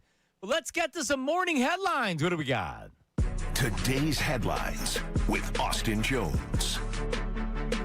And today's headlines is brought to you by Lundy Law. For over 70 years, Lundy Law has been fighting for injured people. If you need them, remember the name Lundy Law. Your injury lawyers, visit LundyLaw.com. That's LundyLaw.com. Before you start, I just want to give a quick shout out. Speaking of morning headlines, how about we have a new Eagle fan in the world, Andrew Ellis, who's one of our big members of our YouTube family. He's listening from the hospital right now because of the birth of his daughter, Isabella Marie Ellis. He said, please keep us entertained in the hospital for the next few days. That's so not congratulations. No, it's not It's not Jalen Ellis. It's Isabella. Jaylena. So congratulations. So we have seen some fights over the course of training camp, and there's one that we missed, but this time it's down in Tennessee, and it's between two middle school football teams. A 16-year-old girl was arrested for tackling a middle school football player during a game. Per 5 Action News, the 16-year-old girl is seen jumping a fence and running onto the field to tackle the South Middle School player involved in the scuffle. Investigators said that the 16-year-old, who is a Marshall County school student, then hit the player a second time and stood over him until the coaches were able to break up the fight. She has been now banned from all district properties. Why?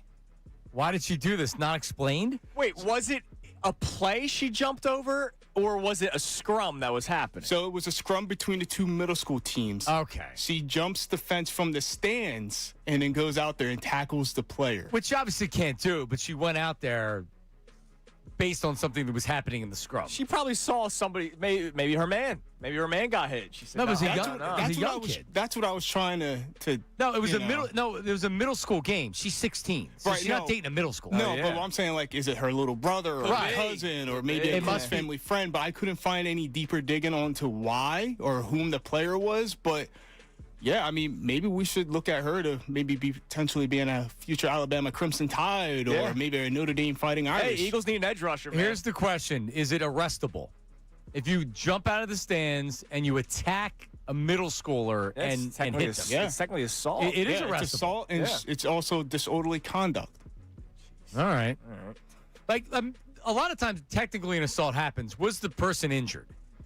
If you go out there and you tackle somebody, all right, do they really? You really need to press charges on them for tackling somebody? If you're beating them up, all right. You call Lundy Law, man. It does seem like that she should have been arrested. Well, she did stand over him, so I guess she likes Allen Iverson too. Maybe. Or Chuck Bednarik. Oh.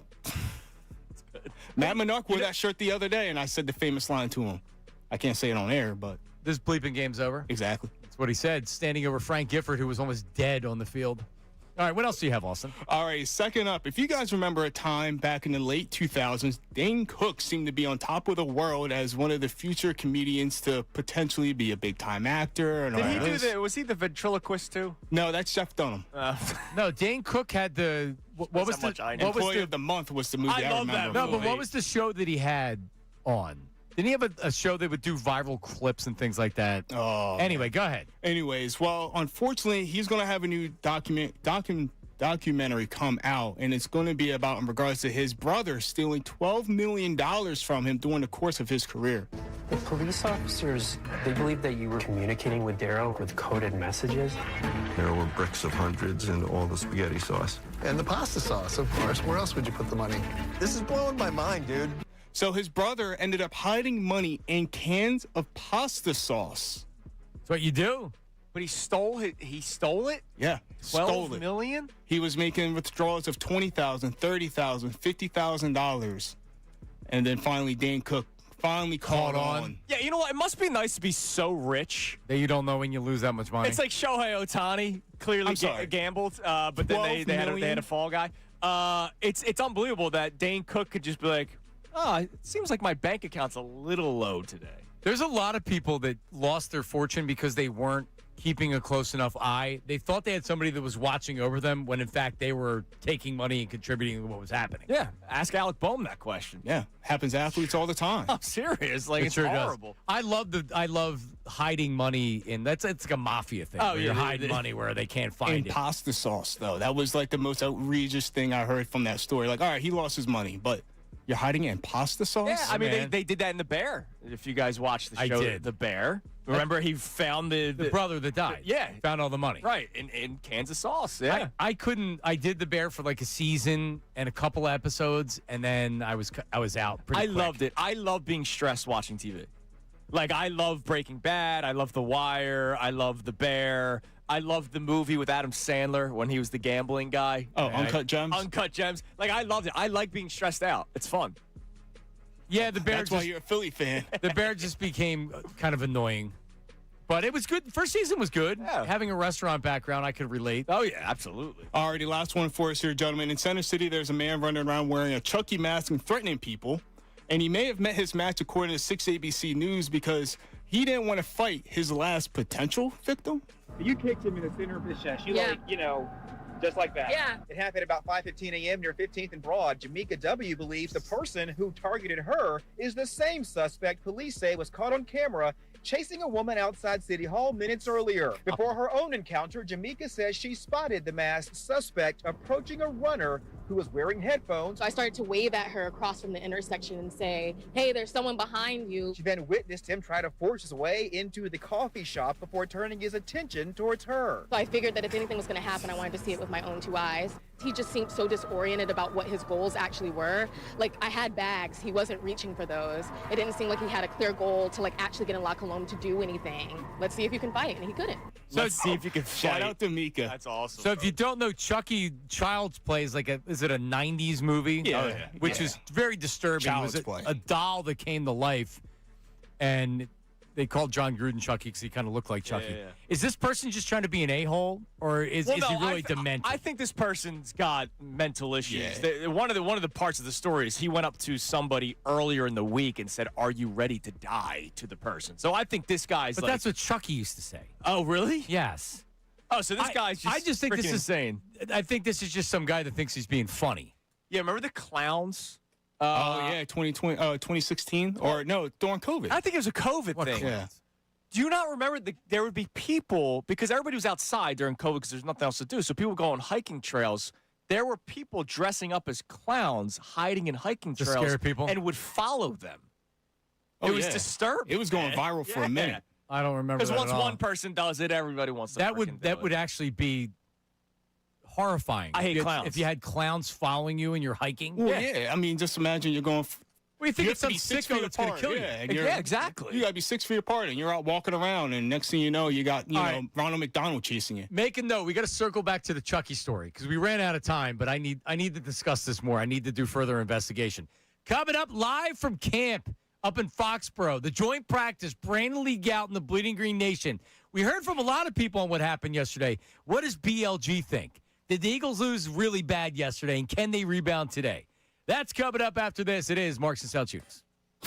Now on 97.5 The Fanatic Sports Update. The Eagles and Patriots joint practice is, wrapped up in day one. I'm Austin Jones and your Fanatic Sports Update. They opened practice yesterday with plenty of attention surrounding A.J. Brown, Jalen Hurts, and, of course, the Philadelphia Eagles. Both players were asked if they have spoken to one another, and both said they have not. Defensive coordinator Vic Fangio did provide an update on Jonathan Grenard, and while it wasn't necessarily the best update you were wanting. Yeah, I don't know when Grenard will be back. That injury he got in our weight room is going to take some time to heal. We need our third and fourth until Grenard gets back to really solidify their positions.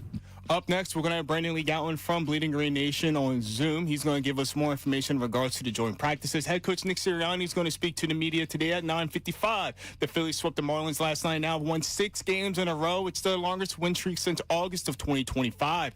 They currently hold a 2-game lead on the San Diego Padres for the second wildcard spot. They'll be back in action tomorrow night with Jesus Luzardo on the mound taking on the St. Louis Cardinals. Lionel Messi scored a goal and had an assist against the Union, which ended in a 2-2 draw. The Union are off today, and they'll be back in action on Saturday at 8:30 when they have FC Austin on their field. And you can listen to the game right here on The Fanatic. I'm Austin Jones, and you're home of the Sixers, Flyers, and Union, 97.5 The Fanatic and The Fanatic app.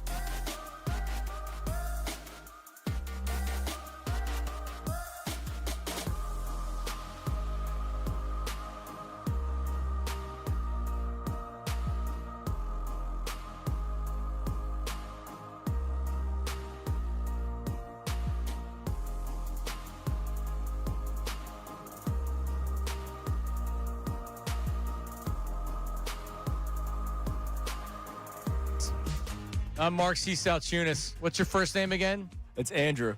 Does anybody call you Andy? I know Bob Cooney used to call you Andy. Bob calls me Andy. Connor calls me Andy. What do your parents call you? Andrukas. Do they? Yeah. That's the child version. So Lithuanian is such a weird freaking language. So like Andrus is my actual name. Andrus. But like if you're calling Andrus as a child, it's Andrukas, and I'm still their son, so they call me Andrukas. My parents call me Jonathan. Jonathan? My family's the only. It's very professional. Would call me Jonathan. Hello, my Jonathan. dad's John. So, but Jonathan. So that's my mom still calls me Jonathan. Yeah. My family still calls me Jonathan, for the most part. You want to know a weird Lithuanian fact? Sure. Your last name, if you're a woman, changes. What do you mean? So I'm Andrus Salciunas. It just stays the same. Like that's my name because I don't know why. It's just the way it was written back in the day. My sister is Salciuniene.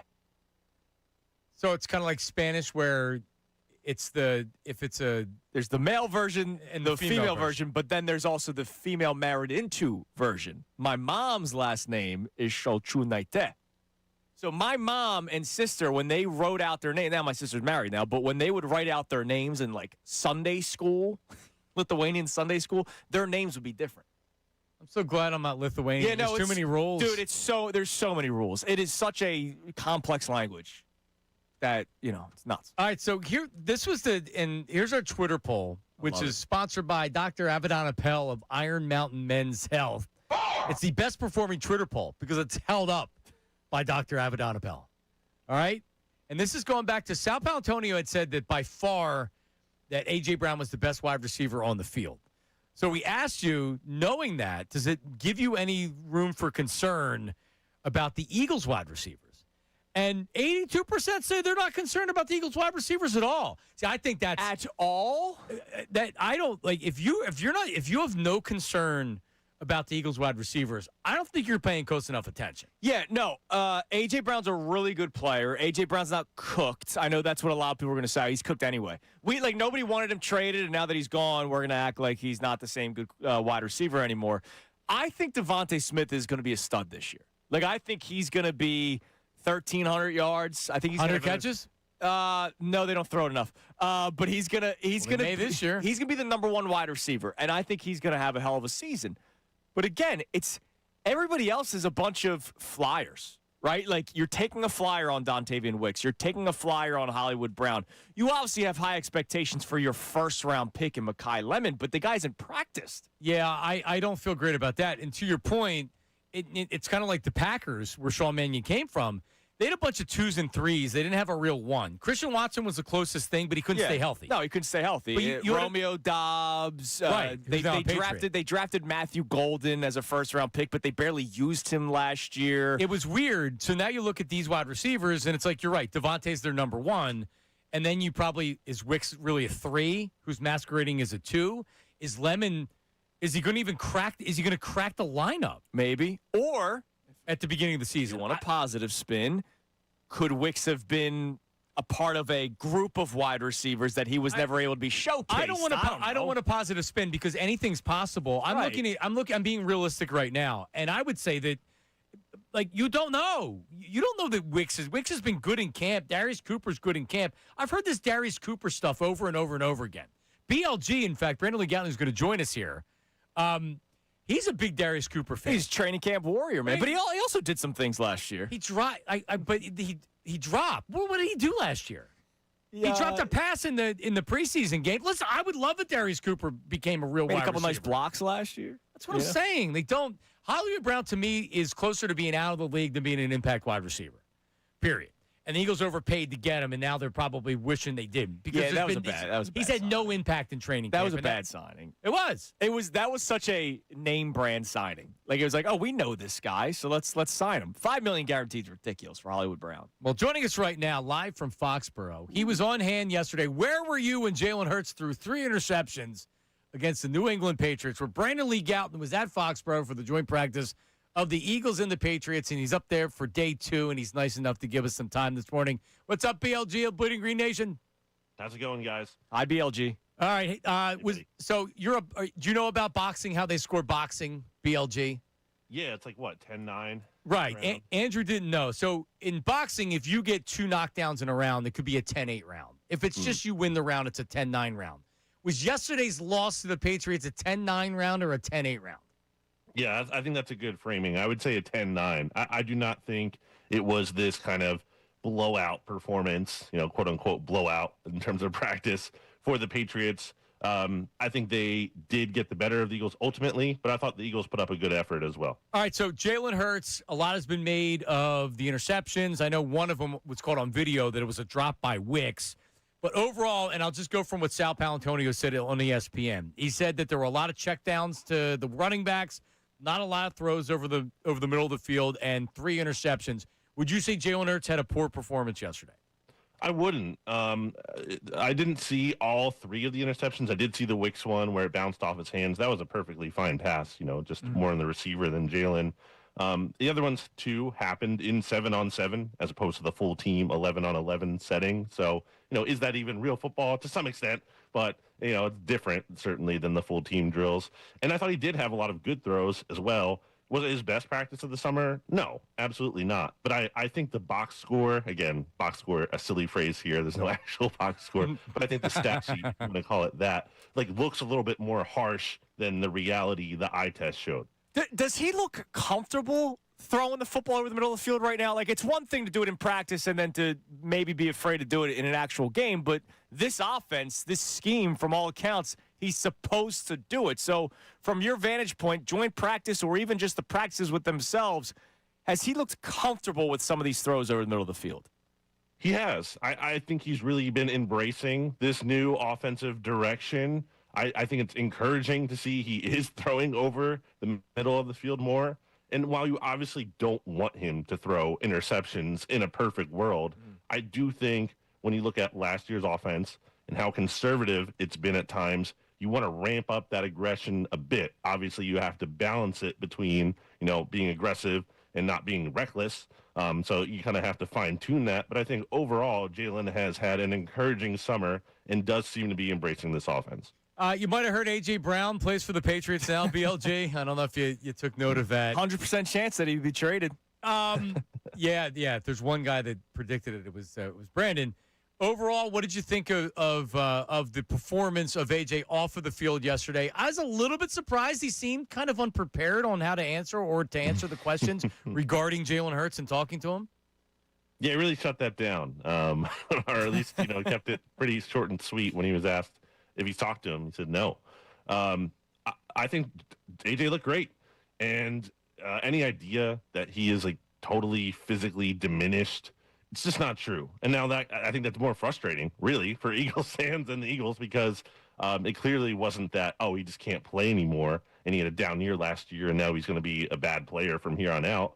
It was clearly mostly about the effort and the engagement. He was not giving that last year, and it's unfortunate too, from a standpoint of the Eagles were never going to get this version of A.J. Brown that we're seeing now in 2026, which, again, is a bummer because he was a great player for them, but he looked really good to me, and we'll be interested to see how they look. He looks again today against the Eagles. Yeah, Brandon Lee Gouton's live in Foxborough. Eagles and Patriots, day 2 of their joint practices. And I saw video after practice of A.J. going over, talking to the teammates, offensive line, defensive players, and things like that.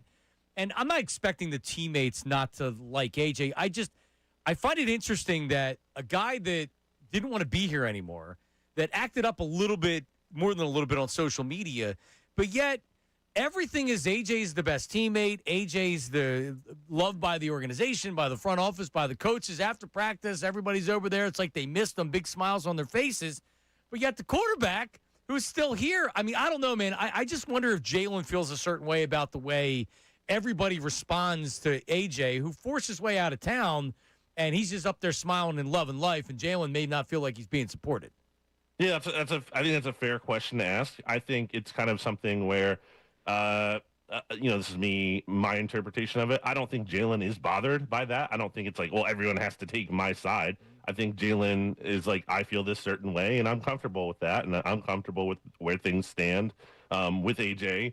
And it's clear they don't have a relationship anymore, which I think is really sad, too, based on, I mean, when he was traded here, you saw how enthused Jalen and AJ were to play together, and they obviously had a lot of success in that 2022 season, ultimately win a Super Bowl together. So it is kind of just hard to believe how it went from that to they haven't even talked since AJ Brown was traded. They've been in some similar spaces between then, including these practices. It's just kind of a bummer to me. BLG, I know a lot of the A.J. Brown talk is about drama and all that kind of stuff, but you mentioned it. The guy's still playing at a very high level. I don't know who the hell to rely on when it comes to the Eagles receiving core. We know that Devontae Smith's a stud, but part of the success of the Eagles last year was having two guys, 2,000-yard receivers. Who have you seen really step up the most as the number 2 guy? Is it just forcing in Dontavian Wicks? Is anybody else stepping up? You start looking at the cupboard, it's kind of bare. I don't like this Darius Cooper shade I'm hearing from Johnny Marks here. That's my guy. I know Darius Cooper. Yeah, can he be a guy this year, though, BLG? I do think he can. I don't think he's the number 2. I think that's Dontavian Wicks. Jalen clearly trusts throwing to Dontavian Wicks. There are times here, especially since Devontae Smith has missed most of training camp, where like Wicks is that guy. Jalen Hurts is just peppering throw after throw after throw. And he's been reliable. So I think he's at a solid training camp. Is he your number 1 receiver? Of course not. Like they're not in a good spot if Devontae goes down and Wicks has to be that kind of player. But as a complementary player, number 2, I think that's a solid option for Jalen Hurts. Wicks has been a very reliable target more often than not. All right, so how would you call it right now if you're looking at the wide receiving depth chart? Because I think it's a case right now of Eagles fans. Right now they're saying they're not worried about it, but then you're going to have one game. And if the wide receivers struggle, everybody in the world's going to be worried about it. And I think there's reason to be concerned about it. But right now, how many wide receivers you think make the team, and who are the wide receivers? Yeah, I think it might be 6 or 7 because you have a lot of. The thing about the Eagles receiver room right now is they kind of have like a lot of guys who like I think deserve to be on an NFL roster. So they might have more kind of like depth in that sense, but they clearly don't have the same kind of top end talent that they've had in the past when you had both A.J. Brown and Devontae Smith on the roster. So, maybe there's some of that as in like it's more of a wide receiver room by committee, at least again, more so with some of these 3rd, 4th types. You're going to have Devontae as your number 1. I think Wicks is going to be the number 2. After that, I think guys are kind of going to be rotating in terms of Darius Cooper or Hollywood Brown. Elijah Moore made a big play yesterday and has had a pretty good summer. So I think that's and obviously I didn't mention Mekhi Lemon, who was their first round pick, but this has been, he's missed so much time that I can't imagine. It's like he starts week 1, no questions asked. But he also it might have been you that said this, but he also didn't pop before he was injured. Like they put him out there trying to showcase him or say like, hey, you're the first round pick, let's go. And what you saw, you didn't see any flashes. Is that true? That's absolutely true. And now, look, he's kind of ramping up a bit here. The Eagles listed him as limited, which is weird because he didn't really practice at all. Like, by contrast, Devontae Smith also limited. Devontae was doing individual drills, at least. So he kind of looks a little bit more further along. Maybe Lemon gets back to practice next week, and he starts to ramp up, looks better, and then that's the situation where, okay, maybe he does have that role. But as of right now, it's just impossible to say that he's going to be this major factor from the jump. Believe it or not, there are other big stories with the Eagles. That does not include wide receivers or scoring lovers. What the hell's going on with Jonathan Grenard? I mean, it's a weird one because the Eagles begin training camp. He goes on the PUP list, and everyone's like, whoa, where did that come from? He has this injury while he's weight training. Howie Roseman is at the podium saying, oh, no big deal here. Right. We're just being cautionary. And even Grenard himself had posted something, I think, early in training camp on his Instagram story about, targeting week 1. And I've been saying I think he's going to be out there week 1. I just don't know how close to 100% he'll be. But, he's not getting closer in terms of any kind of progress we're seeing. And, Vic Fangio being asked if he's concerned if he's not going to be available for the season opener. And he said, yeah. So, that's just, it's not good. It is not good. All right, but how's Foxborough? Are you staying in downtown? Is there a downtown Foxborough? Is there it's like downtown Philly? What's it like up there? There is a downtown Foxborough, but pretty quiet. I'm not staying there. I'm in Providence in Rhode Island. That's apparently the move to do. It's about half an hour away here from Foxborough. Yeah. Overall, the atmosphere yesterday seemed pretty wild for a joint practice, huh?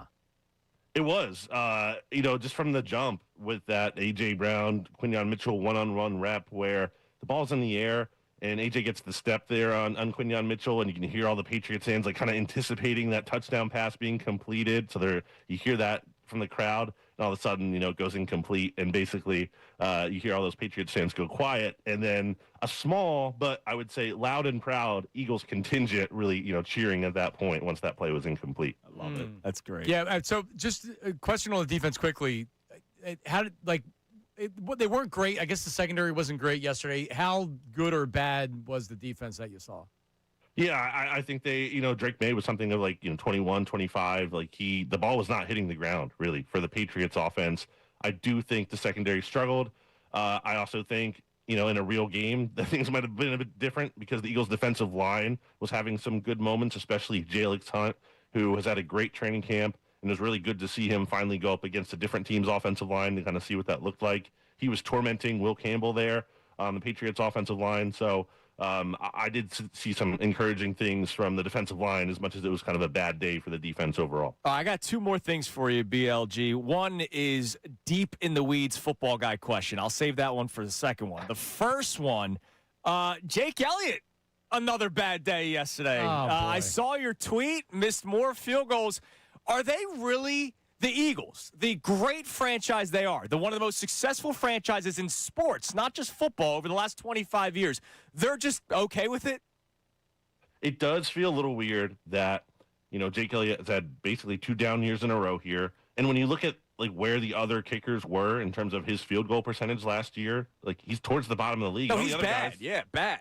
All the other guys near him got cut by the other team. So, they're clearly going into this season putting faith in him. He's not having competition here. And I think he's had a good enough training camp overall because he's only missed 3 of his kicks overall, including the 2 yesterday, where it's not they have to go out and get someone. But, if this continues here, they have to monitor that. All right, my deep in the weeds football guy question. All right, this is such a Howie move because Howie loves winning trades and just winning, period. Tyler Biotish gets hurt with the Chargers, okay? Is there a chance where they pick up Willie Lampkin for nothing from the Rams and they move him to the Chargers because they need a center now? And apparently Lampkin's been having a good camp, right? If the Chargers are going to give up something of real value, absolutely. If I'm the Eagles, I'm not eager to move off of Willie Lampkin. This guy looks like he can play a little bit, and also, Landon Dickerson, I don't think has looked 100%. Yeah. The health there, I kind of question that. I thought he didn't have a really good practice yesterday. Got driven back a couple times. In fairness, he's going up against Milton Williams, who's a pretty good player, but still, that just did not look like the Landon Dickerson I'm used to seeing. And then obviously Cam Durgan's health questions as well. He's looked healthy in training camp. I feel better about him. But you never know with a back injury, and if that flares up again, I want to hang on to Willie Lampkin and have that depth there. Yeah, me too. That's football guy talk right there, Johnny Marks. Just a bunch of football guys talking football. Eagles, Patriots joint practice. All right, so follow Brandon on socials at Brandon Gouton on Twitter, and then get the Bleeding Green Nation. Hell yeah. The coverage has been amazing. You guys are doing a great job. So we appreciate you jumping on there, BLJ, and we'll talk to you. Thanks, guys. There he is, Brandon Lee Gouton. Really, really good stuff. Oh, yeah, always. And it is encouraging to the Club Hurts universe that he said he didn't think Hurts was bad yesterday at all. Yeah. And look, he mentioned Elijah Moore having a good camp. There was a great throw that Jalen Hurts in the deep ball has never been a problem. Yeah, he's always been such a great deep ball thrower, and he apparently connected again yesterday with Elijah Moore. It's interesting when they signed Moore, it was, I think he's just making veteran minimum, maybe $1.5 million, not even it's guaranteed. And he's been a guy that I've liked because he was up. It was a second-round draft pick, and he's shown, but he's just never been able to do it consistently. It's been on some bad teams. He's bounced around Browns, yeah. And don't forget, do you remember the storyline when they first got him? No. Really good friends with A.J. Brown. Oh, that's right. That's why they're keeping him. They signed him so that they could keep A.J. Brown. They went to same college, right? Went to college together. Yes. He's talented. He's going to make the team. Yeah, it looks like it. 7 wide receivers. I think BLG's spot on with it. They don't know who outside of Devontae. They don't know how it's going to play out. Yeah. Wicks is going to be the guy. It doesn't mean he's going to be the guy. He's going to be given the opportunity. Yeah. And outside of that, what do you have? We might have in-season tryouts. Could Think be. about it. What's Greg In-season Ward trials. doing these days? He's probably playing quarterback in the Canadian Football No, League, he was in right? the UFL. Yeah. One of those. He had a But touchdown. And he went back to quarterback, right? I don't No, think he's a wide receiver. Oh, he's back to wide receiver? He had a long reception last year in whatever UFL. Oh, for the whatever he was Dallas in. Renegades, man. See? See, do you think you're going to slide that one by me? I know what Greg Ward's doing. He's still with the Renegades. Good for Coming him. up. All right, so we're going to take a little break from the Eagles because there's a video floating around out there that was posted last night of LeBron James, Jalen Brown, and Maxey working out in a gym playing ball. Dude. And I'm telling you, I pinched myself and said, do I really deserve this? Because we do, but it's real, and it's beautiful. And we'll talk about it coming up next. Today is Salciunas. He's Andy, and I'm John. Mark Salciunas. Don't go anywhere. Now on 97.5 The Fanatic Sports Update. I'm Austin Jones with your Fanatic Sports Update. The Eagles have opened their joint practice with the New England Patriots with plenty of attention surrounding A.J. Brown and Jalen Hurts. Both players were asked if they've spoken to one another, and well, both have said they haven't. We just had Brandon Lee Gatlin on from Bleeding Green Nation, and Andrew Salciunas asked if Jalen Hurts looks comfortable in the new offense. He's really been embracing this new offensive direction. I think it's encouraging to see he is throwing over the middle of the field more, but I think overall Jalen has had an encouraging summer and does seem to be embracing this offense. You can catch that full interview on our YouTube channel at 97.5 The Fanatic. Head coach Nick Sirianni is set to speak to the media at 9:55 today. The Phillies swept the Marlins and now won 6 games in a row. It's their longest win streak since August of 2025. They currently hold a 2-game lead on the San Diego Padres for the second wildcard spot. They'll be off today, but back in action Friday night when Jesus Luzardo takes the mound when the St. Louis Cardinals come to town. And Lionel Messi scored a goal and also had an assist against the Union in a 2-2 draw against the Union. They take on FC Austin next. That's on Saturday at 8:30 right here on 97.5 The Fanatic. This update's brought to you by the Maycomb Group. The Maycomb Group supports contractors with one of the largest PFE inventories from pipe valve and fittings to trusted brands. Count on the Maycomb Group to help you stay on schedule. Visit MaycombGroup.com. I'm Austin Jones in the home of the Sixers, Flyers, and Union. 97.5 The Fanatic and the Fanatic app.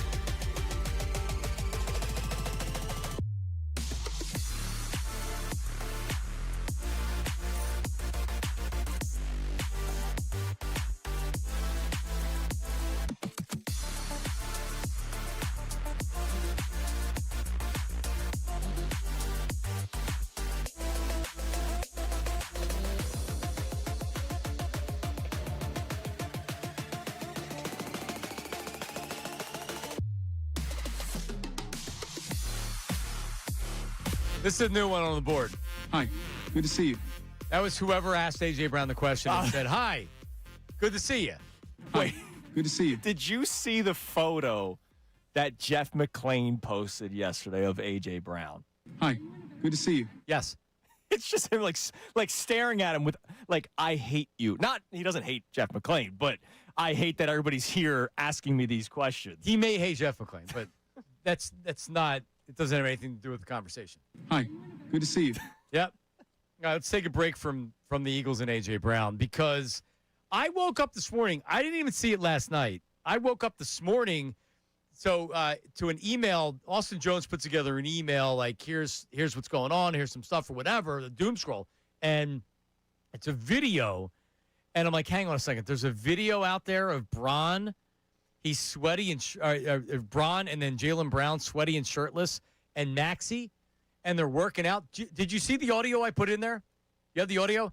So it's the audio is them just like working out, and it's edited to where it's just like, here's a cut, here's a cut, here's a cut. What they're doing is, like, you know when you're a kid and you're at the playground and maybe you have a hoop at home or maybe it's a Nerf hoop. You're going 5, 4, 3, at the buzzer, good. They're counting down. They're like doing last second shots. I want that job like in the NBA. Like I've noticed it ever since COVID in the bubble. All you would hear is 5, 4, and that guy's been with the Sixers forever. I forget his name. I asked Bob Cooney once. I was like, "Who is that guy?" He goes, "He's been there forever." He's an assistant coach. He's part of the training staff or something, but he counts down the clock. So give me a little because I recorded some of it. So give me a little what it sounds like. So this is Bron. Jalen Brown has no shirt on, and he's the sweaty guy that plays basketball that is really good and is also really good because no one wants to get near him. Right. Because he's sweating so bad. And then Tyrese Maxey, just go ahead and play it. We can even talk over it a little bit. Play. Keep in mind. Finish. Good cut. Over. Get up. But LeBron James is a Sixer. There you go, team. There it is. Say it loud. Play the damn Salciunas. Yeah, but say it loud. LeBron James is a Sixer, dude. Good on, JB. Come on. I gotta help yours. Right there. Oh. Good bad. Come on, Reese. Up. 3, 2, 1. Get up, baby. Right there. 1-on-1. Good move. 1-on-1. Out. All right, that's good. Box in. 3, 2, 1, and then Maxey's throwing up a jumper. One time LeBron came in, he was driving with his left hand, and he pulled up for kind of a fadeaway. Yeah. And he nailed it because the guy goes, game. Boom. And that was a good 2-minute video. Dude, it feels like, honestly, if somebody's been living under a rock the last, like, month or two, it feels like just like a clutch summertime workout. Or it's Team USA's practicing for something because LeBron James and Jalen Brown and Tyrese Maxey are all together on the court at the same time in August. And it's because they're freaking teammates, dude. It's unbelievable. LeBron James is a 76er. Yeah, and you know what? We freaking deserve this, man.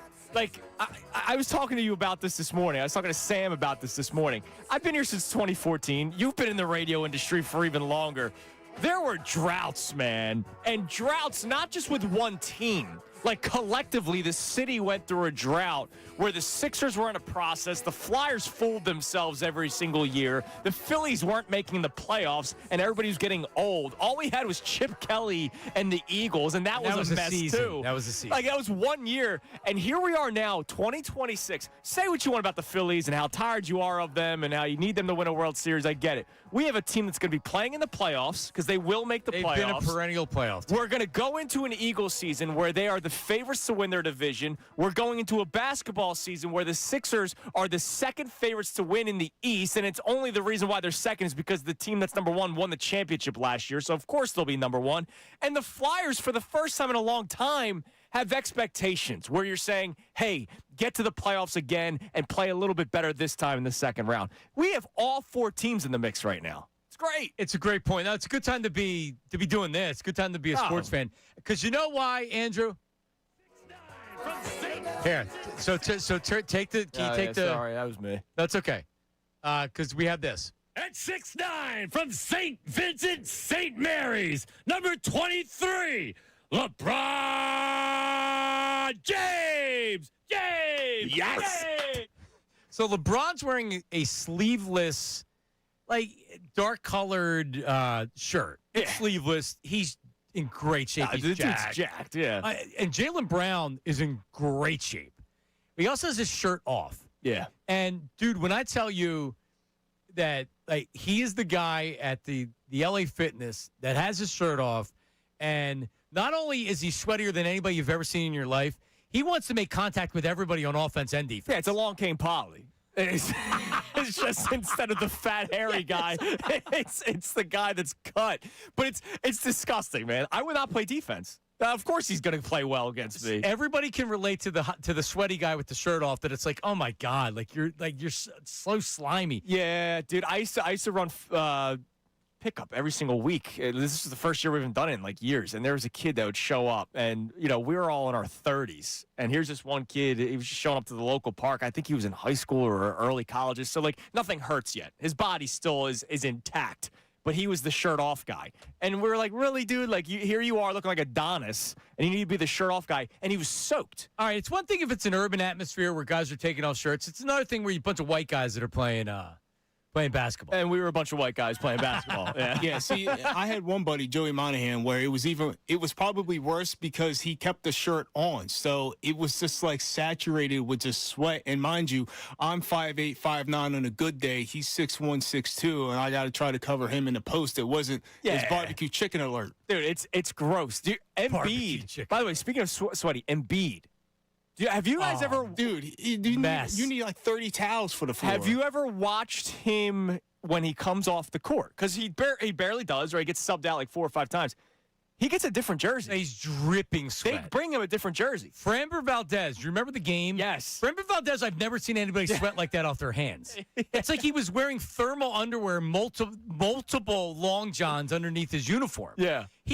And then he was putting it on his face, and he obviously had substances on his face, and he's got these big hands. It's an Astros pitcher during the World Series against the Phillies. Then he's gripping up the ball. And like I've never seen anybody sweat like that on a baseball field. Yeah. I remember Musgrove, his ears were shiny. Yes. He was really sweaty. Valdez was the guy that drilled his catcher on purpose last year. He crossed him up on purpose. He threw a fastball when he was expecting it all. Anyway, so Jalen, by the way, Jalen Brown's really good. Yeah, dude. Like, it's so funny. He's not an afterthought, but you get what I'm saying. Like, LeBron James comes to town, and it's, oh, my God, LeBron's here. We're going to talk about LeBron James a million times up until the start of the season. But Jalen Brown, we're going to find out early on when he drops 25. You're going to be like, wow, this guy's really good. All right, so here's Jalen Brown. Because remember, a lot of people early on said that, so it's Maxie said, a lot of people early on had said, like, oh, there's only one ball. Yeah, how's that going to work out? It's like, all right, okay, sure. Yeah, like you added Jalen Brown, and you're a worse team with Jalen Brown than if you had him. But the point is, it may take a little bit of time. Jalen Brown scored nearly 30 points a game last year. Yeah. Maxey scored 25 or more. There are 4 players on the team that scored more than 20 points a game. And Embiid isn't going to be like, okay, I just won 5 shots a game. No, he wants his. Luckily, you have a guy in LeBron James that's the perfect facilitator because he doesn't need to take 30, 20 shots a game. He'll take his shots, believe me. Yeah. But, so they are going to have to figure it out. But Tyrese Maxey was talking about the ego aspect of everything. Listen. I think it just depends on what the situation is. You know what I'm saying? I think we have the ultimate confidence in a lot of different guys. I think people want to say VJ's our 5th option, but last year he took a lot of shots in the clutch. You know what I mean? And he made a lot of shots in the clutch. You know, there was a couple times where I got doubled or Joel got doubled, and we had to kick it out to VJ, and he had to make a shot. It's going to be different people. We're going to see how it goes and see how it flows. And I think the biggest thing is we can't have it. Nobody on this team can have an ego. You know what I'm saying? We have 2 guys that have won the regular season MVPs, 2 guys that have won finals MVPs, multiple gold medal winners on this team, multiple 25-plus points per game, all-stars, all-NBA. We've all are pretty accomplished. So the ego has to drop. Yeah, and he's right. And just the fact that Brown is out there working out with Bron and Maxey. Yeah. So you can already see where this is going. These guys know they have a chance to do something special. Brown's already won a title. Yeah. And B doesn't won squat. We know Bron's resume. He's going to be like all-time. Yeah. And then Maxey's trying to get there. We don't even talk about Edgecombe. Like Edgecombe, it's like, he's a great player and he's always mentioned, but you never talk about him taking shots. He's going to need to take shots too at some point. By the way, He shocked me last year. I was very excited when they selected him. I wanted him over Ace Bailey. But remember, the big talk was he can't create his own shot and hit a three unless it's like he's in the corner and it gets kicked out to him. He was hitting his own threes, man. He was crossing people up and stepping back and hitting threes, and that's not necessarily going to be his game. But, yeah, he's going to have to get his too. The beauty is this team on the break, like between him and Maxey, they're going to be electric. The beauty of this basketball team is they can play half-court offense. They can play the full-court offense where they're just going 100 miles per hour down the court. It's going to be hard to stop this team, man. And the fact that they're already kind of getting that message across of, hey, no egos, that's a good sign. Just make the right play, and you have the right guy for it, and that's LeBron James.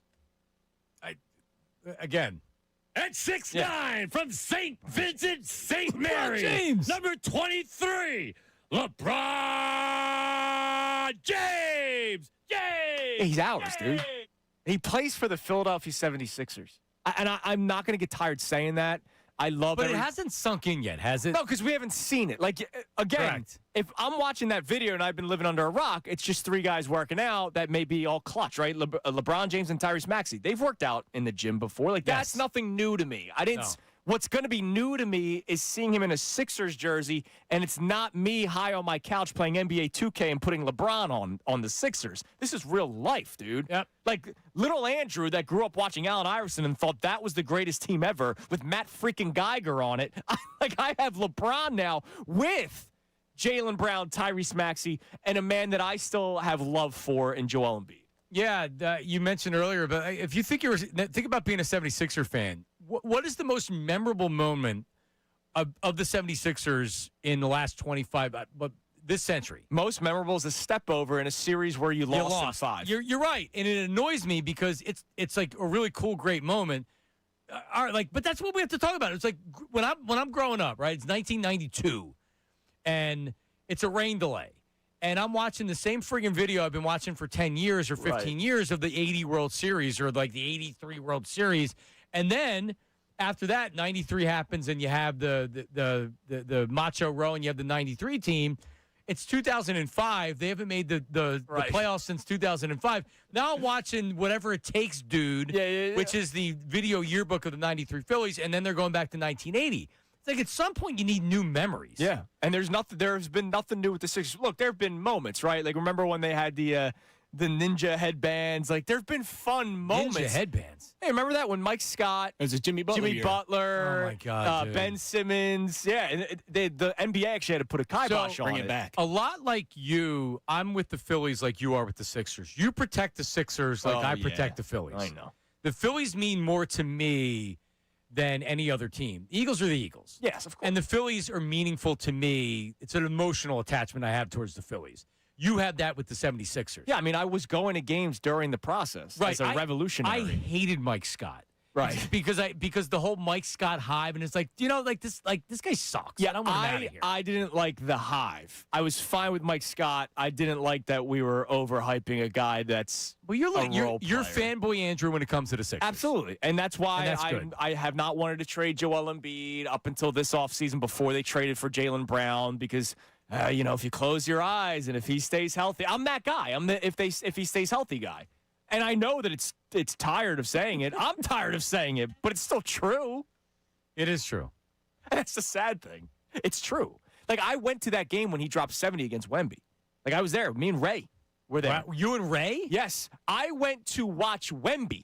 Like, that was why I went to the game that night. And Embiid drops, I'll drop 70. And he still wasn't 100% at the time. Yeah, KD's reaction was the best. So, like, did you see that Joel Embiid dropped 70 points? 70? Yeah. No, I mean, he's unbelievable. And there have been so many moments over these 25 years that, as a loser who follows the Sixers team left and right, I can remember fun moments. I remember T.J. McConnell hitting the game-winning shot over Kristaps Porzingis. The teams were when they got Joel, when they got Ben, and they started playing, that was fun. Yeah, Marco Bellinelli. I mean, even that was fun. On the line. Jimmy Butler. As soon as they traded for Tobias Harris and then they kept him, that's when it stopped being fun. Yeah, because that's when the expectations it needed to happen, and it didn't. But like it was fun up until that, and then the Hawks series happens, and that was the beginning of the end. Yeah, and that was the misery of Ben Simmons and Doc Rivers, and you don't know basketball. I am who I am. It is what it is. I hated that. I can't. Don't know basketball. He said it is what it is. It is what it is, yeah. Well, A.J. Brown pretty much said that yesterday. It's in the past. It happened. Like, yeah, you guys lost in the playoffs to the 49ers because you kept on dropping footballs. I'm glad that it just happened for you. Yeah, I still have no – I mean, the reaction from that game is that, like, yeah, he's going through the motions. He was going through the motions most of last year. Yes, he was. A.J. Brown. So was Ray sober at that game? Hey, Ray. He was at the beginning. It was one of those open bar kind of games. You know what I'm saying? Was it? Yeah, I think the Sixers had a suite, and they said, yeah, sure, you guys can come in. And, you open up that fridge. It's free. Of course. Yeah. Me and Ray, I'm sure Ray and I tied one up. I'm sure you guys did. Absolutely. All right. Well, this is going to be so awesome. And finally, as the home of your 76ers, your team, your town, your 97.5, the Fanatic, finally it's paying off. Yeah, I mean, I could get excited. Hear real excited Tom McGinnis again. Not that Tom McGinnis didn't bring the energy. He was bringing the energy during the freaking process, for crying out loud. But he is one of the first people I always think of when the Sixers are exciting, because he does the games by himself, man. And every single night. Can you imagine? I remember Brian Seltzer was doing the post game. Yep. During the process years for a long time. Mm-hmm. So McGinnis not only has to do 82 games by himself, he's got to do 82 games with a team that's trying to lose. Yes. And they won how many games the year? Was it 9 or 10? It was 9. Yeah. They tied the record, 9. I remember Seltzer coming on and doing Brian Seltzer, who's one of my favorite people I've ever worked with. Love that man. One of the greatest worker, thoroughest worker, just unbelievable 10 out of 10 guy across the board. He would come on after a process loss deep in the season, and he'd be doing the same post-game show like if the team was 73-5 and they were entering the playoffs. Well, in the third quarter, he this did. KJ McDaniels dunk cut the lead to 17. And I remember Matt Nahagian, our old program director, would be like, get him off the air. End the post-game. Nobody cares. He would go crazy. And he would talk to me and be like, can you talk to him? Like, well, why don't you talk to him? The program. Yeah, Brian doesn't know that you just want him to get on and get off, because Matt wants to get out of that to get on the air, because we were still doing local after that at the time. I think we were on the midnight those days locally. And Seltzer's doing the post game like it's just he has to do a half hour every post game, and he's going to do the best half hour post game for the network. Yeah, it's not about it's for the Sixers radio network. It's not just for the station. I hear you want a random program director story here. What? So years ago we had Trey Thomas on the station. I remember with Mark. And when Trey first started, it was sort of his first time in radio. And so when he was talking about like the offensive line, he was talking like, this is what you do, this is where you block, and I'm like, that doesn't really. He's very into the technique and the doesn't translate to radio, right? Everything else about Trey was I loved Trey Thomas. He and I used to do smelling salts every single morning. He was great. That was my guy. But I went up to EJ, and I was like, hey, you might want to talk to him and be like, that stuff doesn't translate to radio. Well, can you do it? Right. Yeah. No. Yeah. You're the program director, dude.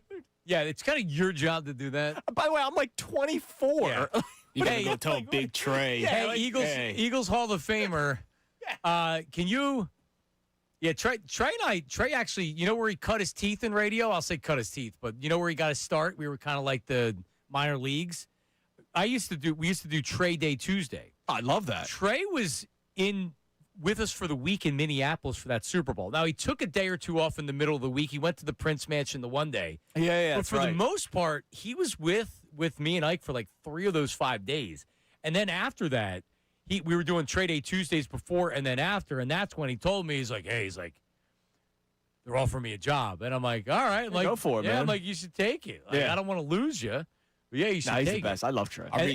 Go ahead. No, go. No, I was going to say, the latest I talked to Trey was he got Ricky Bode or Derek Gund. His Twitter profile was selling. Was hacked. He was pushing crypto. Yeah, he was pushing crypto. And, I had this phone number saved from when I was an intern 5-6 years ago. So I don't know if he changed his numbers or whatever, but I was just like, hey, Austin, we crossed paths at the Fanatic. Have you checked your Twitter lately? I want to let you know that you're like selling crypto. And he's like, dude, thanks for letting me know. You're the first person to reach out to me about it. He didn't know. You told him. No, yeah. Yeah, Trey was awesome. We also did a Facebook Live post game for the Eagles. Oh, is that right? Yeah, it was good. Yeah, he's the best. All right, coming up. Phone number 610-632-0975. 610-632-0975. In the 9 o'clock hour, did you hear the Nick Foles story that he told Chris Long on the Greenlight podcast? It is awesome. Nick Foles joined Chris Long. He had an offer from Tampa Bay for more money the year that he came back, the Super Bowl year. And he takes you through the process of deciding between the Eagles and the Bucs. And it's really, really interesting, his thought process and the reason why he chose Philly and kind of the mindset that he had coming in to the season. So we'll get to that coming up in the 9 o'clock hour. Don't go anywhere. It is Marks and Salciunas, 97.5 The Fanatic. All right, let's talk about those prediction markets. Kalshi, it's the place to go. Before the season even kicks off, everyone's making predictions. Who's going to win the division? Who makes the playoffs? Who's lifting the trophy at season's end? Well, on Kalshi, America's #1 prediction market platform, you can trade those predictions in a live market. So who's hosting the trophy at the end? I have this right now.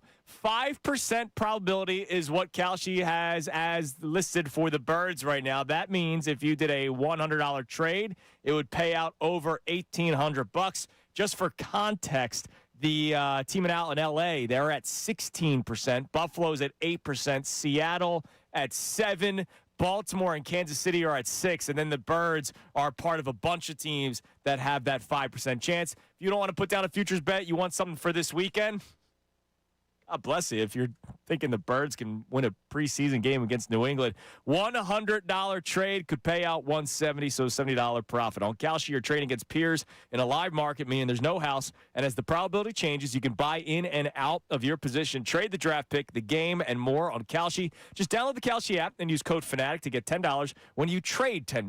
KALSHI. That's Kalshi. Trade on anything. You got to be 18 plus. Restrictions and eligibility requirements apply. Event contract trading involves risk and may not be suitable for all investors. Kalshi products are not available in all jurisdictions. Prices, values, and available markets may differ from those mentioned. For more information, see Kalshi.com/regulatory.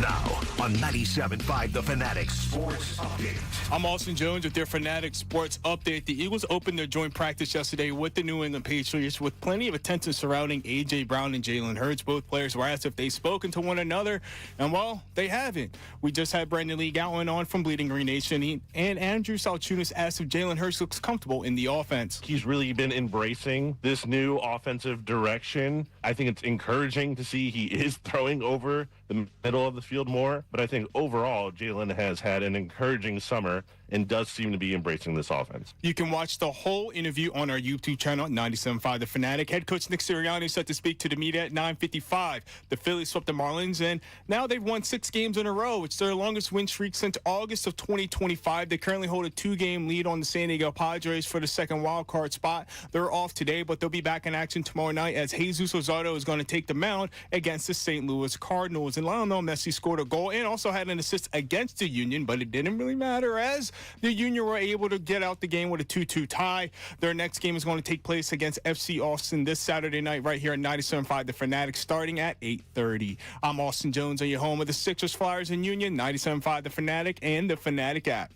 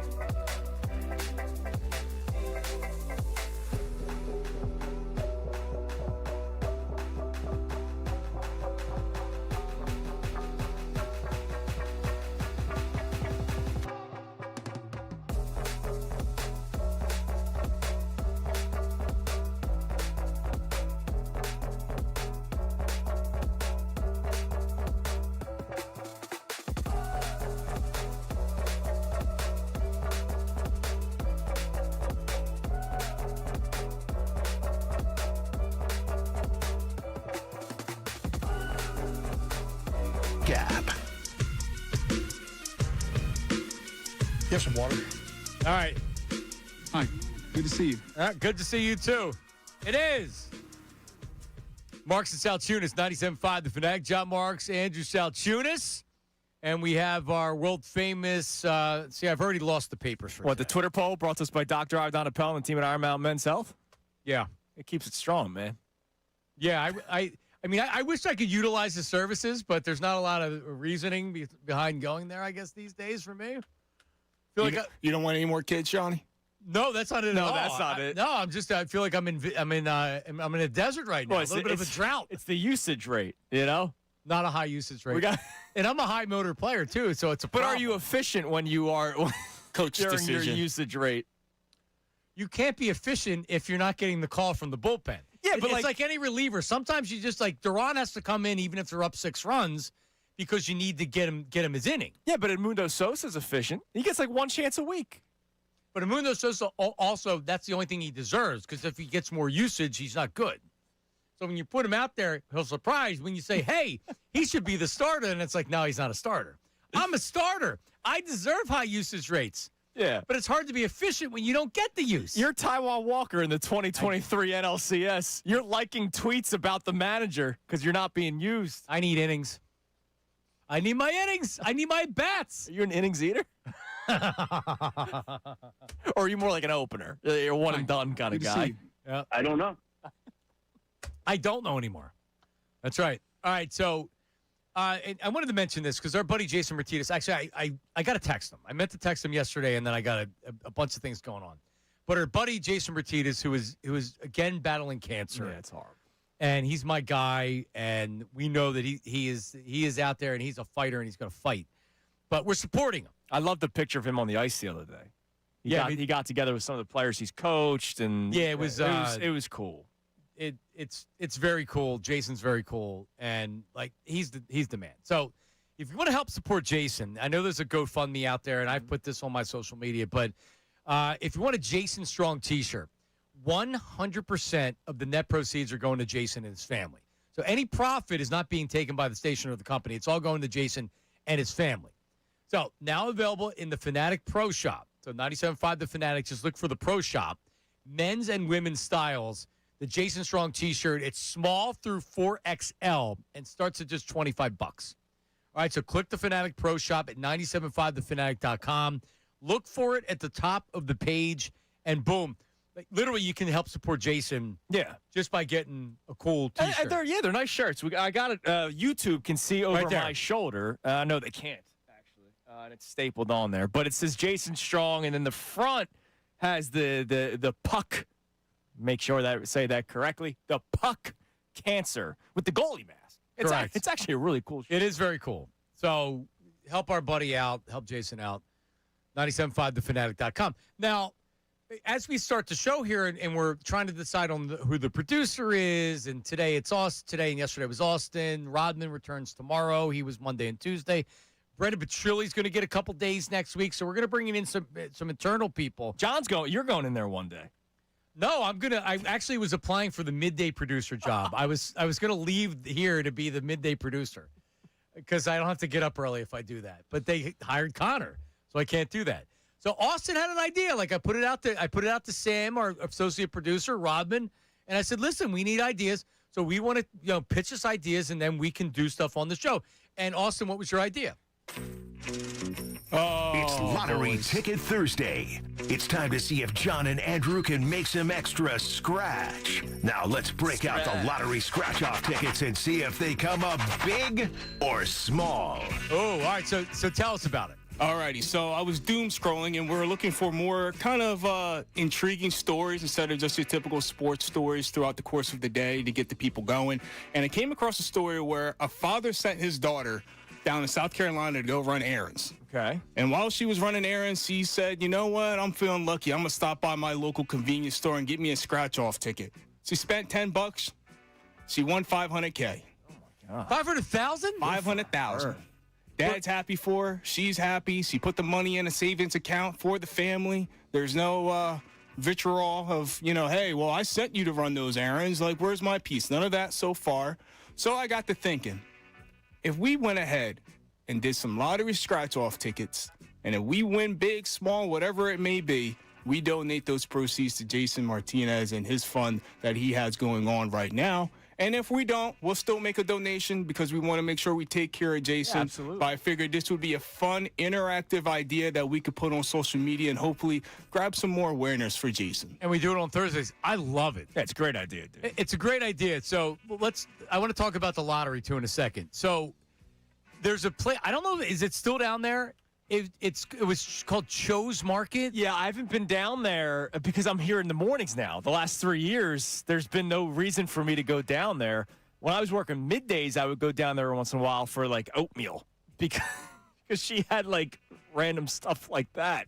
But yeah, Cho's Market, that's where a lot of people bought their lottery tickets. So they did have they had lottery tickets, and they would have a line out the door. So it's in the basement. So we're in an office building that has 6 floors. Yeah. One Bala Plaza. One Bala Plaza. And then there's the basement. And the basement has storage areas, cockroaches, a bathroom if you don't want to be disturbed and you want to drop a deuce. Yep. There's a good chance you can go downstairs and not be disturbed. And that's probably where I went more than anything. I go up top, 6th floor. But in Cho's, and it's the penthouse up in the 6th floor. Damn right it is. But in Cho's, they have ramen noodles, candy bars, magazines, oatmeal. I used to look at the Jet magazine where they had the Jet, the good look. Was it like the Jet Beauty of the Month or something? So you would be able to get magazines down there. So, and it's the size of a closet. Yes. So if you have a big walk-in closet in your home, divide that by like take a third away from your big walk-in closet. Yeah, and your that's walk-in Cho's. closet's bigger than Cho's downstairs. Beverages, anything you would see at a small corner store or something like that. Many years ago, when I worked with Jamie and Anthony and Maureen, we sent Jamie down. I don't know where it is on the board. I'll find it. Jamie went, I think, did you put the drop on the board? Yeah, it's next to the 9 a.m. Sponsor on the Marks and Salciunas board. All right, I need to figure that out. Let me do a couple. Here you go. Ready for this? No hot dog. So Jamie Lynch went down. So the Cho's are an elderly couple. They were old 10 years ago when we did this. Yeah. I believe they're from South Korea. So they must be like in easily their 80s now, if this is still around. Can we send Sam down to do some recon to see if they're still open? Yeah, I think we can make that happen. Sam, just go down right now to see if they're still open and to see if they have lottery tickets. So Jamie went down, and he's asking if they have hot dogs down there. I forget why, but so he was on the air when he put the phone up to her like a microphone, and that's what she said. She said, no hot dog. He said, do you have hot dogs? And poor Mrs. Cho. No hot dog. Why are we doing this to her? I don't know. Why are we asking her about hot dogs? So, hold on. As of 2023, because that's recent, they were still open. Preston and Steve actually... I Googled it and saw the same thing. They interviewed Mrs. Cho. Well, there's no Yelp reviews on Cho's Market. Do you know how long they've been operating in that store? 1992. 1997. I knew it was... I knew it was at least was close to a decade before I came here. So, yeah, and they're living strictly on because if you work in this building, there's a pretty good chance you don't know Cho's exists. Oh, absolutely. So they're living strictly on lottery ticket sales because when people like the lottery, they like the lottery. And if they can go downstairs while they're working to buy either the scratch offs or the daily number or the Big Four or the Powerball, they're going to go do it. Oh yeah. Let me see. I'll try to continue to Google this because there is actually a sign. It's Cho's Bala Newsstand. Because if you go to the One Bala Plaza directory, oh, it's in it? No, it's not. I was gonna say.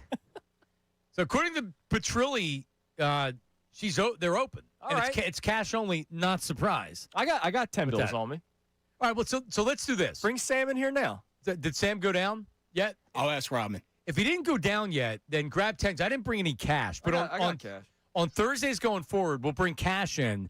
He'll go down and buy the scratch-offs, and then if we win, we'll donate that to Martinez. All right, Sam, if you're out there, come on in now. I got some cash. He may have already headed down to see, but we could. So this will be an every Thursday bit. This is great idea, Austin. I love it. Sponsored by the PA Lottery, man. It's a great idea. It really is. Our sales team listening? Hopefully. Scratch Off Thursdays brought to you by the PA Lottery. Keep on scratching. You're welcome. Come on, man. I remember when Anthony was. Do you remember the Anthony? Do you remember the Anthony had tryouts as Gus? Yeah, so that's a story that not many people know, that Anthony legitimately his agent got him a tryout to be like the voice of the Pennsylvania lottery, I believe is how it goes. Give me a second. I got it. Is it really in the system? Yeah, I still. Oh my God, it was well, dude, I kept everything. I kept all the Harry stuff. Well, I didn't know what got deleted.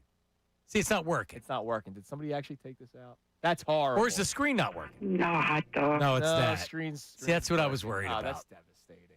But Anthony was being Gus, the second most famous groundhog in Pennsylvania. Oh, you know why? Whoever puts stuff into this damn system, we're going to pull you behind the curtain here, a little inside radio.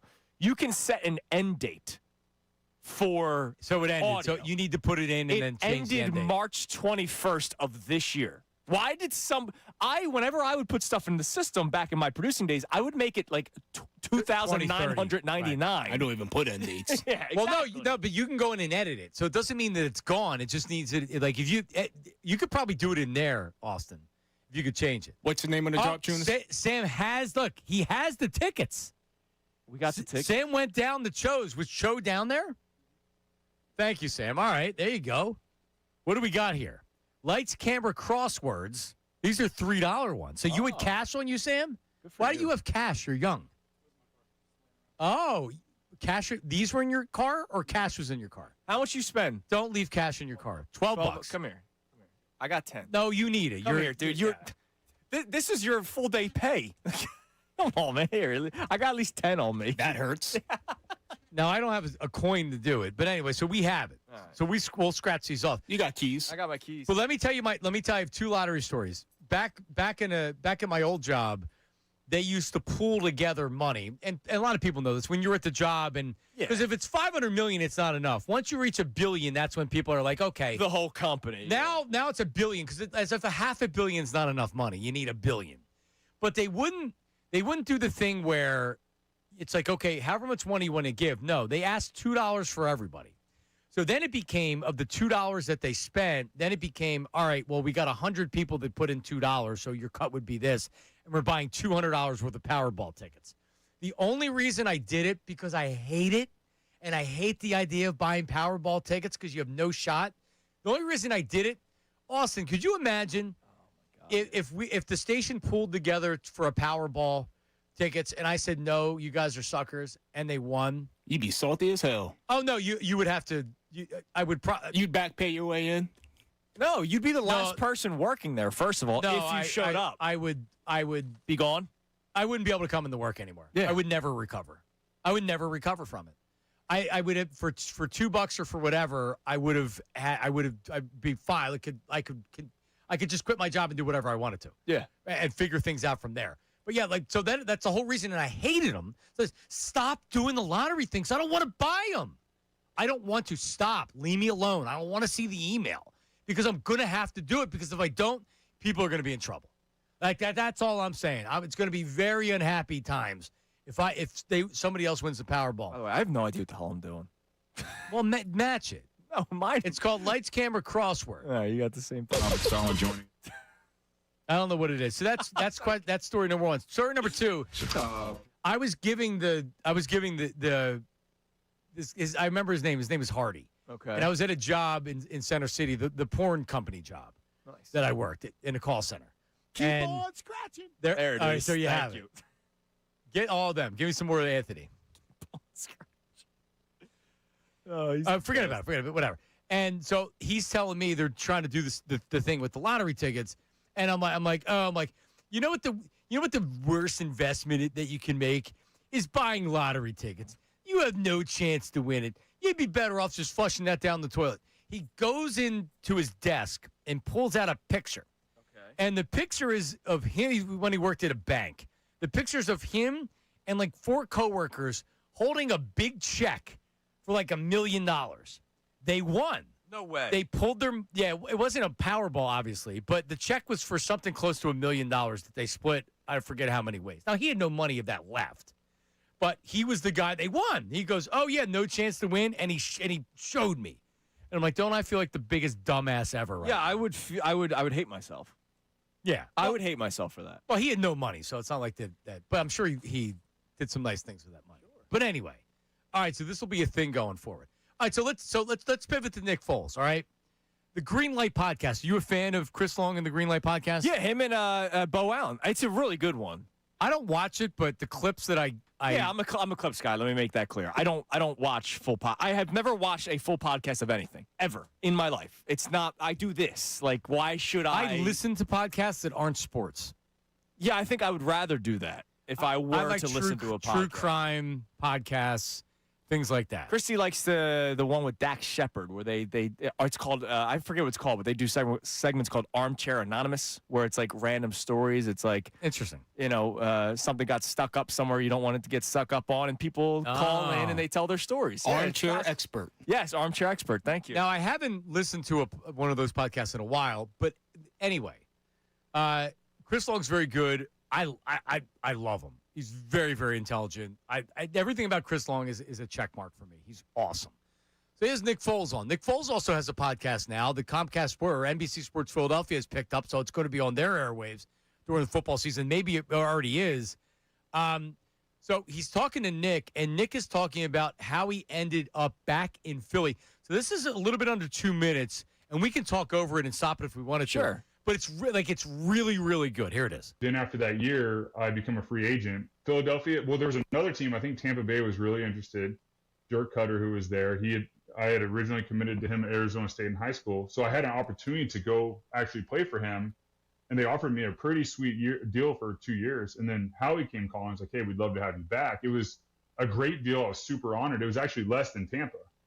And we just had to sit there, and my wife and I talked because we were pregnant with Lily.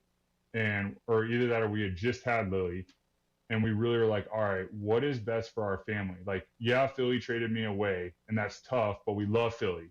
Or do we go to Tampa Bay and just start over? And we just sat there and we're like, you know what? Let's go back to Philly. That just always felt like home. We know a lot of guys in the locker room. I'm going there to help a young Carson Wentz. I'm not going there to take over. Like, that's my role. We can focus on being a dad and going to work and being the best teammate I can be. So it was a quick conversation, and we were super pumped to go back because I knew what God had done in my heart is given me the genuine perspective and genuine heart to go there and be like, I am here to help this young starter, to help my teammates in the role that they've given me, as opposed to a younger me is like, once you become a starter, like, how do you not be a starter? Like, I didn't know that because I'm like, if I'm not a starter, I don't know what that looks like. That's high failure. School, college, yeah. all those things. Yeah. And I had a heart change. And then all of a sudden the year happens the way it did. And it sucks when people get injured, but I was ready because of my year in St. Louis, because of my year in Kansas City, that equipped me and calloused me to prepare me for what was to come in Philadelphia. Because without those years, I don't think I'm ready to handle what came in Philadelphia in 2017. So I'm super grateful for those trials that prepared me for it. And I couldn't see it till down the road. I'm like, wow, okay, God, I see what you were doing. But man, it wasn't easy when I was in it, but thank you. That's awesome. It's unbelievable because I also read his book when he won the Super Bowl.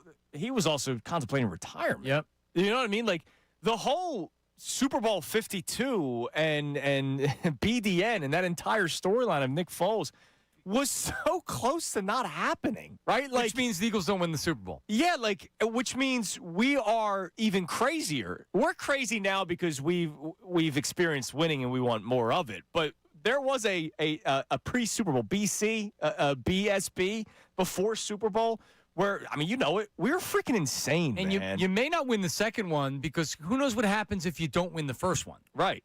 Who knows, right? You end up drafting Jalen Hurts with Carson Wentz because, like, who knows? Who knows what happens?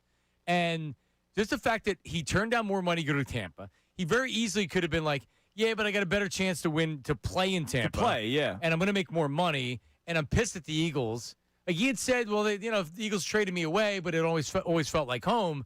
And he makes a decision that lives in infamy. Nick Foles is going to be on the Netflix broadcast. Is that what it is, or is he going to be he's doing studio work for one of the streamers? Really? I mean, I think it's Netflix. He's really good. His podcast is, again, clips, but his podcast is good. Like, when he talks football, it's great. But he would have went from a lot of people don't know who Nick Foles is, or, oh, yeah, I remember Nick Foles, too. Yeah. Super Bowl MVP. Remember the 7 touchdowns that he threw in a game? Like, that's Against the the stuff. Raiders. That's the stuff we would talk about. 27-2. We'd remember that. Right. But he went from being that guy to Nick Foles. To Nick Foles. To a statue, dilly dilly, Philly. Like it's unbelievable. His life changed. That decision that he made to sign, it changed our lives as Eagles fans. It changed his life.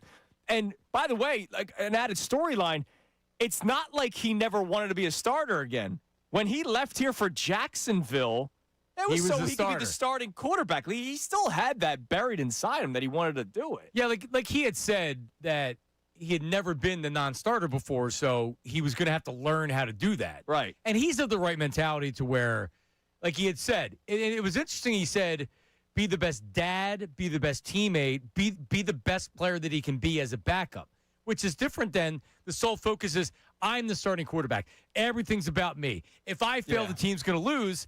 Ultimately, it got to that, but that's not the mentality going in. The mentality going in is you have to be ready, but he's there to support Carson Wentz. Yeah, and instead, the entire story changes, and he wins the Super Bowl. Yeah, Netflix, you're right. Austin put it up on the screen. L. Duncan, Clay Matthews, Michael Irvin, and Nick Foles. Give me some Michael Irvin and Nick Foles. Are you kidding me? Dude, that is awesome. I can't think of a better balance between two more universes. opposite. Irvin's going to be barking.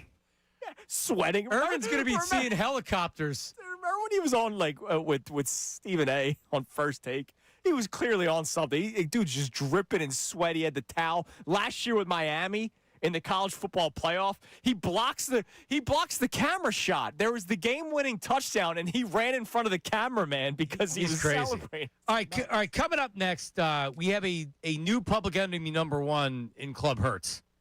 We'll play this sound for you coming up. Also, I got to circle back to that Chucky story. Yes. Again. And I got to actually figure out how to play this game. Did Jason Martinez, did we win money or not? Yeah, I have to. Scratch I don't actually have a I don't have a key because I have a rental right now, and I have a bunch. Key Look at this. Look at this key. Taped up. It's like. Is that your car key? You still put a key in the car? Yeah, dude, it's a 2013 Honda Civic. Good for you. Oh, That's coming up next. It is Salciunas. I keep saying the wrong name. Mark's at Salciunas, 97.5, The Fanatic.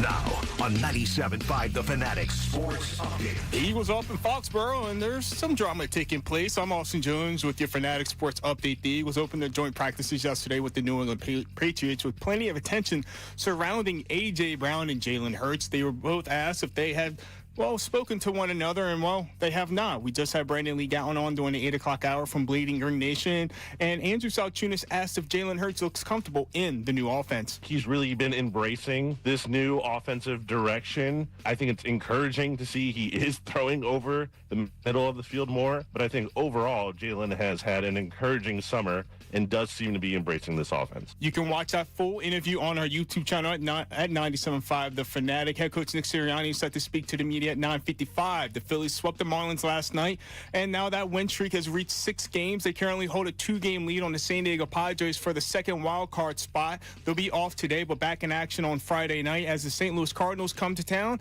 and Jesus Luzardo is going to be on the mound. Lionel Messi scored a goal and also had an assist against the Union last night, but the game ended in a 2-2 draw. The Union will take FC Austin on Saturday night at 8:30. This update is brought to you by the Maycomb Group. The Maycomb Group supports contractors with one of the largest PFE inventories from pipe, valve, and fittings to trusted brands. Count on the Maycomb Group to help you stay on schedule. Visit MaycombGroup.com. I'm Austin Jones on the home of the Fanatic.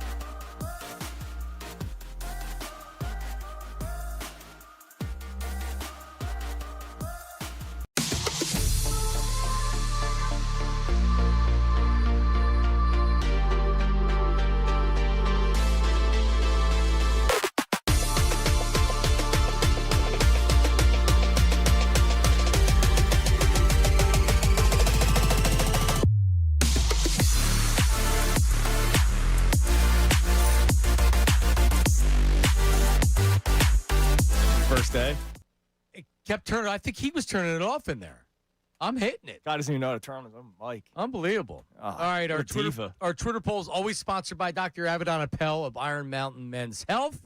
For the whole 4 hours, our Twitter poll has been stood up. Yeah, it's strong. It's very strong. Yeah, and some of us can still use it. Yeah, you're able to use it. I'm just not. I don't get the usage. What, the poll? Keep talking. Correct. 18% of people are not worried about the wide receiver room. Yeah, that's good. So Sean Brace may go nuts today because Sean's worried about the wide receiver room, and that 82% of people are nothing to worry about. Nothing to worry about. AJ Brown's cooked. He stinks anyway. Meanwhile, Sal Pal's out there saying, yeah, he was the best wide receiver by far at this practice. On the field. All right, there you go. He's a stud. And it's a shame that he's got his own personal issues. Like, I don't know. He clearly has an agenda for his NFL career, right? I'm not saying he had an agenda to have the Eagles lose, but his agenda is to win his way. And so A.J. Brown wanted out of here because of whatever issues he has with Jalen Hurts, whether it's the quarterback personally or whether it's the quarterback in the way he plays. He doesn't want to be here anymore, and he left. I just want A.J. to be happy. I don't know if he's ever going to be happy, Salciunas.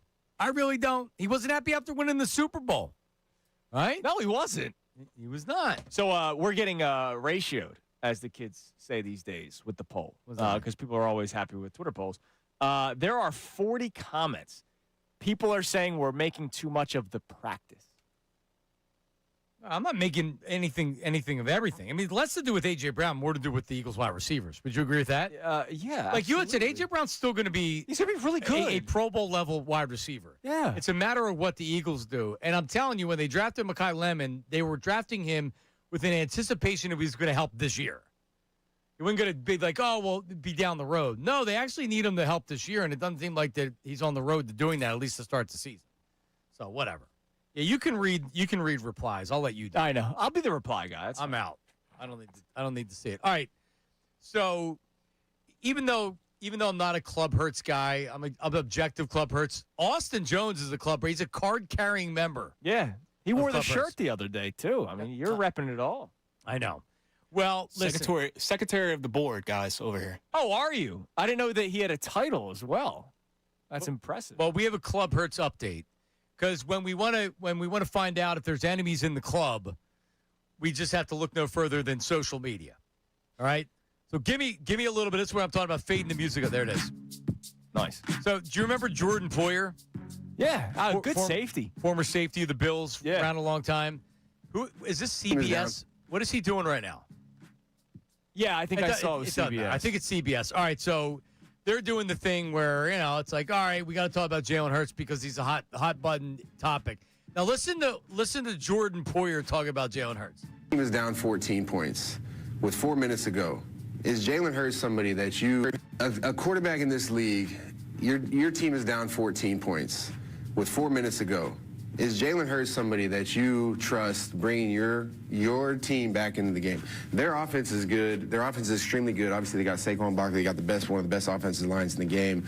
Really good outside receivers. They got a really good defense. And so Jalen doesn't have to do a whole lot, right? But down 14 again, can Jalen bring his team back in the game? There's gonna be moments in the season where you're gonna be down 14. You're gonna be down 10 with 2 minutes to go, with 3 minutes to go. You're gonna have to make some throws.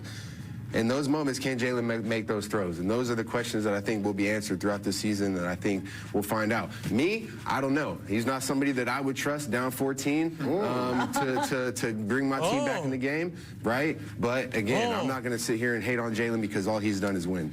All right, so he says me. Well, you were just talking as you for the first minute of the clip. Exactly. And then he said, and then he gives his opinion, but then he says, but I'm not going to hate on him because he's won. You actually just did. There's a word that starts with a P that I'm not going to use, that I can use, but I'm not. But, this is a former football player. Stop being a wimp. If you don't believe Jalen Hurts is a good enough quarterback, stand on it. Say, Jalen's won a lot in this league, and there's something to be said for that. But as far as passing, if we're down 14 points in a game, I don't feel Jalen Hurts. I don't fear him at all. Even though, Andrew, this is the best part. Jordan Poyer forgets in 2023, the Eagles were down by double digits not once, but twice against the Bills. And guess who came back throwing the football? Jalen Hurts of the Philadelphia Eagles. Club Hurts. Yeah, he got community noted yesterday on social media. Jordan Poyer did. It's so funny. Did he really? Yeah, oh yeah, the community note said Jalen Hurts led the Eagles to a 37-34 overtime victory over the Bills in December 2023, overcoming 2 separate 10-point deficits. Jordan Poyer was on the field playing defense for the Bills when Jalen Hurts scored that winning touchdown. I really like when readers add context. It's awesome. To something. But it's so funny, dude. Like, we talked about this yesterday with Mike Sando from The Athletic. Mike Sando does the, of the 16 quarterbacks ahead of him in the ranking, those teams would not trade their quarterback for Jalen Hurts. That's why he comes in at number 17 on the list. But there's respect that he won the Super Bowl. They sound annoyed that Jalen Hurts won the Super Bowl. You're right. Because it goes against what their beliefs are. And I understand it. Like, you're going, well, no, I see something that doesn't translate to winning Super Bowls, but he's won. So you can't take that away from him. And they sound annoyed by it. Like, oh, but I have to say that he won the Super Bowl. They don't believe in him. Ultimately, they don't believe in him, despite what he's done in big games, because he doesn't throw the ball like everybody wants him to throw the ball. They don't operate as an offense like they want to. And instead of saying, you know what, I don't know why it works, it works. And is part of it because the Eagles have a great roster? Yeah, of course. How many teams out there don't have a good roster and win Super Bowls? Right. Not many. Nobody. No, nobody. not many, no. So Jalen Hurts doesn't operate like a modern quarterback as far as throwing the ball. I don't think anybody should care at this point. But people do. Because they were wrong. That's what it is. I mean, they thought that he wasn't going to be good, and now he's been to 2 Super Bowls, and he won a Super Bowl. I'm going to take you back. Remember when Brett Brown was the head coach of the Sixers, and we would always couch criticisms of Brett Brown by saying, he's a really nice guy. The kid is a baller. He is a nice guy. We would always say he's a really nice guy, but unfortunately for Jalen Hurts, his couching is, he won a Super Bowl, but yeah, it's crazy. He's been to 2 Super Bowls. He's won 1, but speaking of Brett Brown. Sneezing and sneezing and sneezing. There he is. Zaire. Yeah. So yet another enemy of the club, Jordan Poyer. Believe me, we got that jotted down in the Club Hurts group chat. We know. Okay. Oh, there's a Club Hurts group chat? Oh, yeah. How you think we put out so much content and connect? How many members are in this group chat? I think there's 4 or 5 of us in there. In the group chat? Yeah. Is it actually active? Yeah. Because remember the group chat last year, the Jalen Hurts group chat. Or 2 years ago, it was him, AJ, and Devin White. Oh, my Devin God. White got the accountability group chat. The accountability group chat. That was the funniest thing. Coming up, so we have something from Cowherd on Jalen Hurts. Also, we didn't talk about it yesterday, but there's this thing put out there by Nielsen that ranks fans, NFL fans. Where are the Eagles ranked on this list? Wait till you hear this. That is coming up next. Everything we missed from the show today, we get to next. It's Marks and Salciunas, 97.5, The Fanatic. All right, it's all about my hair for a second. I bring this up because someone reached out to me yesterday saying, hey, could you send me pictures, like your before and after pictures of what your hair looked like before and what it looked like after? And, like, absolutely. I've done this so many times over the years. If you reach out to me on my socials or you email me, you get my email address if you go to my social media accounts. It's at John, Jon, Marks, M-A-R-K-S Media, at John Marks Media. Slide in my DMs. And say, hey, I have questions. Can you send me pictures? Because I hear you talking about your experience with Morgenstern hair, and I'm interested. Like, my hair is thinning. I'm considering a transplant. What other options are out there? I'm thinning, but I don't like the direction it's going. These are great questions, and I would love to talk on a more intimate basis because my relationship with Morgenstern Hair and their hair team is going on 15 years now, and I got my hair back, and I'm keeping my hair with Morgenstern Hair because – it's not just about a hair transplant. You want to get your hair back, that's perfect. Maybe you want to keep your existing hair. Maybe you see where your hairline's going, and you're saying, I don't want that.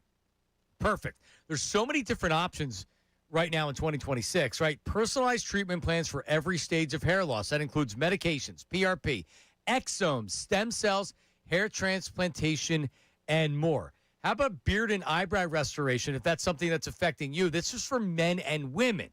So, again, I've known the hair team at Morgenstern for a long time. They trust – I can trust them. They're an advocate for you. They're going to look at you. Everybody's an individual. This isn't everything's in a vacuum. Hey, how you doing? How about a hair transplant? That's not the way they operate over there. You want to keep your hair. You want to get your hair. MorgensternHair.com. That's Morgan with an E. MorgensternHair.com. or call them 610-831-HAIR, 610-831-HAIR, and tell them John Mark sent you.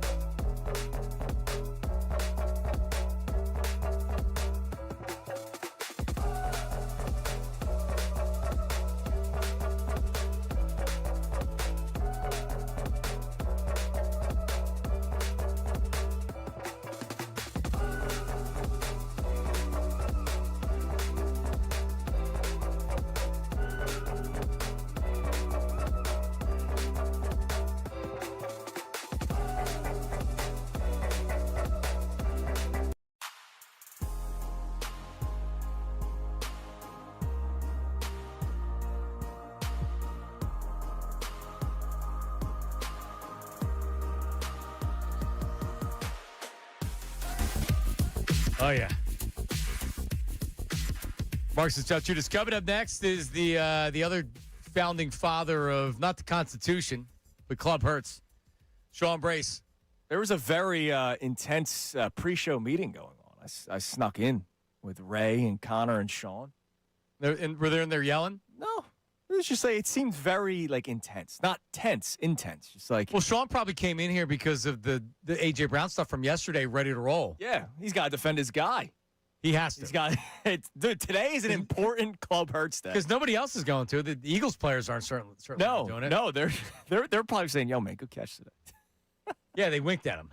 They're like, "Yo, we know, we know." All right, so they're coming up at 10:00. So let's do the Cowherd thing. Cowherd is he's talking about the pressure on Jalen Hurts. Is there anybody in Philadelphia under more pressure than Jalen Hurts? Philadelphia, I would say arguably the league. So the answer is no. Is there anybody under more pressure in the NFL than Jalen Hurts? The one guy, well, there's a couple of quarterbacks, like Justin Herbert. I know Fox Sports had an article where Jalen Hurts was number one.